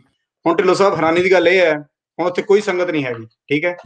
ਹੁਣ ਨਾ ਉੱਥੇ ਉਦਾਸੀ ਮਹੰਤ ਲੜ ਰਹੇ ਲੜਾਈ, ਨਾ ਹੀ SGPC ਲੜਾਈ ਲੜ ਰਹੀ ਹੈ। ਮਤਲਬ ਕਹਿਣ ਦਾ ਵੀ ਜਦੋਂ ਉੱਥੇ ਪੂਰਾ ਸੀਗਾ ਤਾਂ ਆਪਾਂ ਕਿੰਨੀ ਉਹ ਕਹਾਣੀ ਪੜ੍ਹ ਕੇ ਹਟੇ ਆ, ਰਾਈਟ। ਹੁਣ ਇਸ ਵੇਲੇ ਦੀ ਹਾਲਤ ਜਿਹੜੀ ਹੈਗੀ ਆ ਇਹ ਹੈਗੀ ਹੈ, ਕਿਉਂਕਿ ਇੱਥੇ ਨਾ ਸੰਗਤ ਹੈ ਤੇ ਨਾ ਹੀ ਇੱਥੇ ਕੋਈ ਹੋਰ ਨਾਲ ਕੋਈ, ਜਦੋਂ ਸ਼ਰਧਾਲੂ ਨਹੀਂ ਹੈਗੇ, ਡਿਵੋਟੀਜ਼ ਨਹੀਂ ਹੈਗੇ, ਤਾਂ ਨਾ ਹੀ ਉਦਾਸੀ ਮਹਾਮੰਡਲ ਆ ਰਿਹਾ ਤੇ ਨਾ ਹੀ SGPC ਜਾ ਰਹੀ ਹੈ ਕੁਝ ਕਰਨ ਦੇ ਲਈ। So that sometimes the sad part of our research. ਆਪਾਂ ਨੂੰ ਜਦੋਂ ਡਿਸੀਜਨ ਮਿਲਦੀ ਹੈ ਤਾਂ ਕਈ ਭਾਵੁਕ ਜਿਹੇ ਜਿਹੜੇ ਹੈਗੇ ਪਲ ਹੁੰਦੇ ਆ। ਜੀ ਢਿੱਲੋਂ ਸਾਹਿਬ। ਡਾਕਟਰ ਸਾਹਿਬ ਬਹੁਤ ਸ਼ੁਕਰੀਆ, ਬਹੁਤ ਸੋਹਣਾ ਸੈਸ਼ਨ ਰਿਹਾ। ਸੋ ਜਿੰਨੇ ਦੋਸਤ ਹੁਣ ਤੱਕ ਸਾਡੇ ਨਾਲ ਜੁੜੇ ਨੇ ਉਹਨਾਂ ਨੂੰ ਰਿਕੁਐਸਟ ਹੈ ਕਿ ਅਸੀਂ ਕੋਸ਼ਿਸ਼ ਕੀਤੀ ਆ ਕਿ ਇਹਨੂੰ 45 ਮਿੰਟਸ ਦੇ ਵਿੱਚ ਖਤਮ ਕਰਕੇ, ਕਿਉਂਕਿ ਆਉਣ ਵਾਲੇ ਟਾਈਮ ਦੇ ਵਿੱਚ ਜਦੋਂ ਵੀ ਕੋਈ ਇਸ ਵੀਡੀਓ ਨੂੰ ਵੇਖੇ ਤੇ ਉਹਨੂੰ ਟੂ ਦੀ ਪੁਆਇੰਟ ਟੌਪਿਕ ਤੇ ਜਿਹੜੀਆਂ ਵਾ ਗੱਲਾਂ ਮਿਲਣ। ਅਸੀਂ ਇਹਨਾਂ ਦੀ ਤੁਹਾਡੀਆਂ ਕਾਲਸ ਵੀ ਨਹੀਂ ਲੈ ਸਕੇ। ਸੋ ਜਿੰਨੇ ਵੀ ਦੋਸਤ ਨੇ ਇੱਕ ਵਾਰੀ ਵੀਡੀਓ ਆਪਣੀ ਵਾਲ ਤੱਕ ਸ਼ੇਅਰ ਕਰਿਓ ਤੇ ਕਿਤਾਬ ਦ ਸਿੱਖ ਹੈਰੀਟੇਜ ਬਿਯੋਂਡ ਬਾਰਡਰ ਲੈਣੀ ਨਾ ਭੁੱਲਿਓ। ਸੋ ਇਹਦਾ ਲਿੰਕ ਵੀ ਪੇਸਟ ਅਸੀਂ ਕਰ ਦਿੰਦੇ ਹਾਂ ਕਿੱਥੋਂ ਮਿਲੇਗੀ। ਇੰਡੀਆ ਤੋਂ ਐਮਾਜ਼ੋਨ ਤੇ ਵੀ ਅਵੇਲੇਬਲ ਹੈ, ਸਿੰਘ ਬ੍ਰਦਰਸ ਤੇ ਅਵੇਲੇਬਲ ਹੈ। ਜੇ ਆਪਾਂ ਗੱਲ ਕਰੀਏ ਅਮਰੀਕਾ ਕੈਨੇਡਾ, ਉੱਥੇ ਵੀ ਐਮਾਜ਼ੋਨ ਤੇ ਅਵੇਲੇਬਲ ਹੈ। ਪਾਕਿਸਤਾਨ ਫਿਕਸ਼ਨ ਹਾਊਸ ਤੋਂ ਅਵੇਲੇਬਲ ਹੈ। ਸੋ ਸਾਰੇ ਦੋਸਤ ਇਸ ਕਿਤਾਬ ਨੂੰ ਖਰੀਦੋ। ਦੂਜਾ ਜਿਸ ਤਰ੍ਹਾਂ ਆਪਾਂ ਪਹਿਲਾਂ ਵੀ ਗੱਲ ਕਰਦੇ ਸਾਂ, ਈਦ ਆਉਣ ਡਈ ਆ, ਉੱਥੋਂ ਤੋਹਫਾ ਲੈ ਕੇ ਦਿਓ, ਗਿਫਟ ਐਜ਼ ਏ ਗਿਫਟ ਦਿਓ ਆਪਣੇ, ਕਿਸੇ ਸਾਲਗਿਰਾ, ਕਿਸੇ ਹੈਪੀ ਬਰਥਡੇ ਹੁੰਦਾ, ਕਿਸੇ ਦਾ ਵਿਆਹ ਹੁੰਦਾ, ਉੱਥੇ ਤੋਹਫੇ 'ਚ ਦਿਓ। ਸੋ ਇਹ ਕਿਤਾਬ ਨੂੰ ਅੱਗੇ ਤੋਂ ਅੱਗੇ ਜ਼ਰੂਰ ਪਹੁੰਚਾਓ। ਸਾਡੀ ਸਾਰਿਆਂ ਦੀ ਜ਼ਿੰਮੇਵਾਰੀ ਹੈ। ਸਾਡਾ ਪਾਕਿਸਤਾਨ ਦਾ ਇਤਿਹਾਸ ਹੈ, ਪਾਕਿਸਤਾਨ ਦੀ ਹਿਸਟਰੀ ਹੈ। ਜੇ ਆਪਾਂ ਇਕੱਲੇ ਸਿੱਖਾਂ ਦੀ ਗੱਲ ਕਰੀਏ, ਸਿੱਖਾਂ ਦੀ ਕਿਤਾਬ ਨਹੀਂ, ਇਹਦੇ ਵਿੱਚ ਪਾਕਿਸਤਾਨ ਦਾ ਸਾਰਾ ਕੁਝ ਹੈ। ਸੋ ਸਾਡੇ ਵਾਸਤੇ ਬੜੀ ਅਹਿਮ ਮੁਫੀਦ ਆ। ਉਹਨਾਂ ਪਿੰਡਾਂ ਤੱਕ ਪਹੁੰਚਾਓ ਜਿੱਥੋਂ ਦੇ ਚੈਪਟਰ ਨੇ, ਉਹਨਾਂ ਪਿੰਡਾਂ ਤੱਕ ਕੰਟੈਕਟ ਕਰੋ ਆਪਣੇ ਸੋਸ਼ਲ ਮੀਡੀਆ ਦੇ ਰਾਹੀਂ। ਉੱਥੋਂ ਦੇ ਕੋਈ ਬੰਦੇ ਲੱਭੋ, ਉਹਨਾਂ ਤੱਕ ਕਿਤਾਬ ਪਹੁੰਚਾਓ ਵੀ ਤੁਹਾਡੇ ਪਿੰਡ ਦਾ ਆਹ ਹਿਸਟਰੀ, ਆਹ ਇਤਿਹਾਸ ਆ, ਆਓ ਤੇ ਇੰਨਾ ਚੈਪਟਰ ਹੈ ਇਸ ਕਿਤਾਬ ਦੇ ਵਿੱਚ, ਉਹਨਾਂ ਤੱਕ ਹੀ ਪਹੁੰਚਾਓ। ਤਾਂ ਕਿ ਇਹ ਜਿਹੜੀਆਂ ਜਗ੍ਹਾ ਨੇ, ਹੁਣ ਵੇਖੋ ਹਾਲ ਦੱਸੀ, ਪਹਿਲੋਂ ਲੜਾਈਆਂ ਲੜਦੇ ਰਹੇ ਮਹੰਤ ਤੇ SGPC, ਜੇਲ੍ਹ 'ਚ ਜਾਂਦੇ ਰਹੇ। ਹੁਣ ਕੋਈ ਉਹਦੇ ਬਾਰੇ ਪੁੱਛਦਾ ਨਹੀਂ। ਇਸ ਕਰਕੇ ਮੈਂ ਇੱਕ ਲਾਸਟ ਪੈਰਾਗ੍ਰਾਫ ਵੀ ਆਪਣੀ ਬੁੱਕ ਦੇ ਲਾਈਨ ਦੇ ਵਿੱਚ ਲਿਖਿਆ। ਮੈਂ ਤੁਹਾਨੂੰ ਲਾਈਨ ਜਾਂਦਾ ਸੁਣਾ ਦੇਣਾ। ਉਹ ਆਪਣੀ ਜਿਹੜੀ ਬੜੀ ਮੈਂ ਸੋਚ ਕੇ ਉਹ ਲਾਈਨ ਲਿਖੀ ਹੈ, ਵੈਸੇ ਮੈਂ ਕਿਸੇ ਹੋਰ ਚੈਪਟਰ 'ਚ ਨਹੀਂ ਸੀ ਲਿਖੀ, ਇੱਥੇ ਮੈਂ ਲਿਖੀ ਹੈ। It may also be pertinent to mention that while the Gurdwara lies abandoned since 1947, neither the Udasis nor the SGPC staff has expressed any interest in the shrine anymore. So ਅੱਜ ਦਾ programme ਆਪਾਂ ਇਹਦੇ ਨਾਲ ਹੀ ਖਤਮ ਕਰਦੇ ਹਾਂ। ਇਹੀ history ਹੈ ਤੇ ਪ੍ਰਮਾਤਮਾ ਕਰੇ ਕਿ ਇਸ ਬਿਲਡਿੰਗ ਵੱਲ ਧਿਆਨ ਜਾਵੇ ਦੁਬਾਰਾ ਸਿੱਖ ਇਤਿਹਾਸਕਾਰਾਂ ਦਾ, ਤੇ ਕਿਉਂਕਿ ਇਹਦੇ ਨਾਲ ਬਹੁਤ ਵੱਡਾ ਇਤਿਹਾਸ ਜੁੜਿਆ ਹੋਇਆ। ਸਾਡੀ ਇਹੀ ਤਮੰਨਾ ਹੈ, ਕੋਸ਼ਿਸ਼ ਹੈ ਕਿ ਇਹੋ ਜਿਹੀ ਜਗ੍ਹਾ ਜੇ ਦੁਬਾਰਾ ਗੁਰਦੁਆਰਾ ਸਾਹਿਬ ਨਹੀਂ ਵੀ ਬਣ ਸਕਦੇ, ਕਿਉਂਕਿ ਇਹ ਜਗ੍ਹਾ ਹੁਣ ਕਮਰਸ਼ੀਅਲ ਹੈ, ਘੱਟੋ ਘੱਟ ਇੱਥੇ ਕੋਈ ਨਾ ਕੋਈ ਬੋਰਡ, ਕੁਝ ਪਲੈਕ ਜ਼ਰੂਰ ਲਾਈ ਜਾਵੇ, ਤਾਂ ਕਿ ਜਿਹੜੇ ਪਾਕਿਸਤਾਨ 'ਚ ਲੋਕ ਰਹਿੰਦੇ ਆ ਉਹਨਾਂ ਨੂੰ ਇਹ ਜਗ੍ਹਾ ਆਪਣੀਆਂ ਲੱਗਣ, ਉਹਨਾਂ ਨੂੰ ਹੈਰੀਟੇਜ ਆਪਣੀ ਪਾਕਿਸਤਾਨ ਦੀ ਲੱਗਣ ਲੱਗੇ, ਔਰ ਇਹਨਾਂ ਦੇ ਉੱਤੇ ਉਹ ਹਾਇਰ ਸਟੱਡੀ, ਰਿਸਰਚ, ਥੀਸਿਸ ਕੁਝ ਵੀ ਕਰਨ। ਉਹਨਾਂ ਦੇ ਲਈ ਇਹ ਕੇਸ ਰਿਪੋਰਟਸ ਲੱਭਣੀਆਂ ਲਾਹੌਰ ਕੋਰਟ ਤੋਂ ਬਹੁਤ ਸੌਖੀਆਂ ਨੇ as compare to what we can. ਸਾਹਿਬ ਤੁਹਾਡਾ ਬਹੁਤ ਬਹੁਤ ਧੰਨਵਾਦ। ਅਗਲੀ ਵਾਰੀ ਫੇਰ ਤੁਹਾਡਾ ਵੀ ਸ਼ੁਕਰੀਆ ਡਾਕਟਰ ਸਾਹਿਬ। ਤੇ ਤੁਹਾਡੇ ਸ਼ੇਅਰ ਕਰਨਾ, ਜਿਹੜਾ ਵੀਡੀਓ ਨੂੰ ਪਤਾ ਲੱਗੇਗਾ ਵੀ ਤੁਹਾਨੂੰ ਵੀਡੀਓ ਸਾਡੀ ਪਸੰਦ ਆਈ ਹੈ ਕਿ ਨਹੀਂ ਆਈ, ਇਹਨੂੰ ਸ਼ੇਅਰ ਜਿੰਨੇ ਵੀ ਦੋਸਤ ਸਾਡੇ ਨਾਲ ਜੁੜੇ ਨੇ ਵੱਧ ਤੋਂ ਵੱਧ ਸ਼ੇਅਰ ਕਰ ਦਿਓ। ਉੱਥੋਂ ਹੀ ਸਾਨੂੰ ਆਈਡੀਆ ਆਏਗਾ ਵੀ ਤੁਸੀਂ ਲੋਕਾਂ ਨੇ ਸਾਡਾ ਚੈਪਟਰ ਜਿਹੜਾ ਅਸੀਂ ਕੀਤਾ, ਕਵਰ ਕੀਤਾ, ਤੁਹਾਨੂੰ ਕਿੰਨਾ ਪਸੰਦ ਹੈ। ਖਾਸ ਕਰਕੇ ਜਿਹੜੇ ਤੁਹਾਡੇ ਭੁੱਲਰ ਜੀ, ਖਾਸ ਕਰਕੇ ਤੁਹਾਡੇ ਜਿਹੜੇ ਭੁੱਲਰ ਫਰੈਂਡ ਨੇ, ਜਿਹੜੇ ਭੁੱਲਰ ਨੇ ਜ਼ਿਆਦਾਤਰ ਬਹੁਤ ਜ਼ਿਆਦਾ ਇੰਡੀਆ 'ਚ ਜਿਹੜੇ ਗਏ ਹੋਏ ਨੇ, ਉਹ ਸਾਰੇ ਇਸ ਬੈਲਟ ਤੋਂ ਨੇ। ਮਾਣਕ, ਪਾਜੀਆਂ, ਇਹ ਭੁੱਲਰਾਂ ਦੇ ਪਿੰਡ ਸੀ। ਭੁੱਲਰ ਜੱਟ ਬਹੁਤ ਜ਼ਿਆਦਾ ਇਸ ਏਰੀਏ ਵਿੱਚ ਸੀਗੇ। ਪਹਿਲਾਂ ਇਹ ਸਾਰੇ ਪਿੰਡ ਸੀਗੇ, ਪਰ ਹੁਣ ਇਸ ਵੇਲੇ ਇਹ ਲਾਹੌਰ ਦੇ ਆਲਮੋਸਟ ਨਾਲ ਜਿਹੜੀ ਹੈਗੀ ਜਗ੍ਹਾ ਹੈ ਜੀ। ਸੋ ਕੱਲ ਤੱਕ ਨਾਸਰ ਢਿੱਲੋਂ ਨਾਲ ਮੇਰੇ ਡਾਕਟਰ ਦਲਵੀਰ ਪੰਨੂ ਸਾਹਿਬ ਕੱਲ ਫੇਰ ਹਾਜ਼ਰ ਹੋਣਗੇ। ਡਾਕਟਰ ਸਾਹਿਬ ਕੱਲ ਦੀ ਫੇਰ ਤੁਹਾਨੂੰ ਜ਼ਹਿਮਤ ਦੇਣੀ, ਕੱਲ ਤੱਕ ਇਜਾਜ਼ਤ ਚਾਹੁੰਦੇ ਆ। ਰੱਬ ਰੱਖ। Thank you so much. Thank you.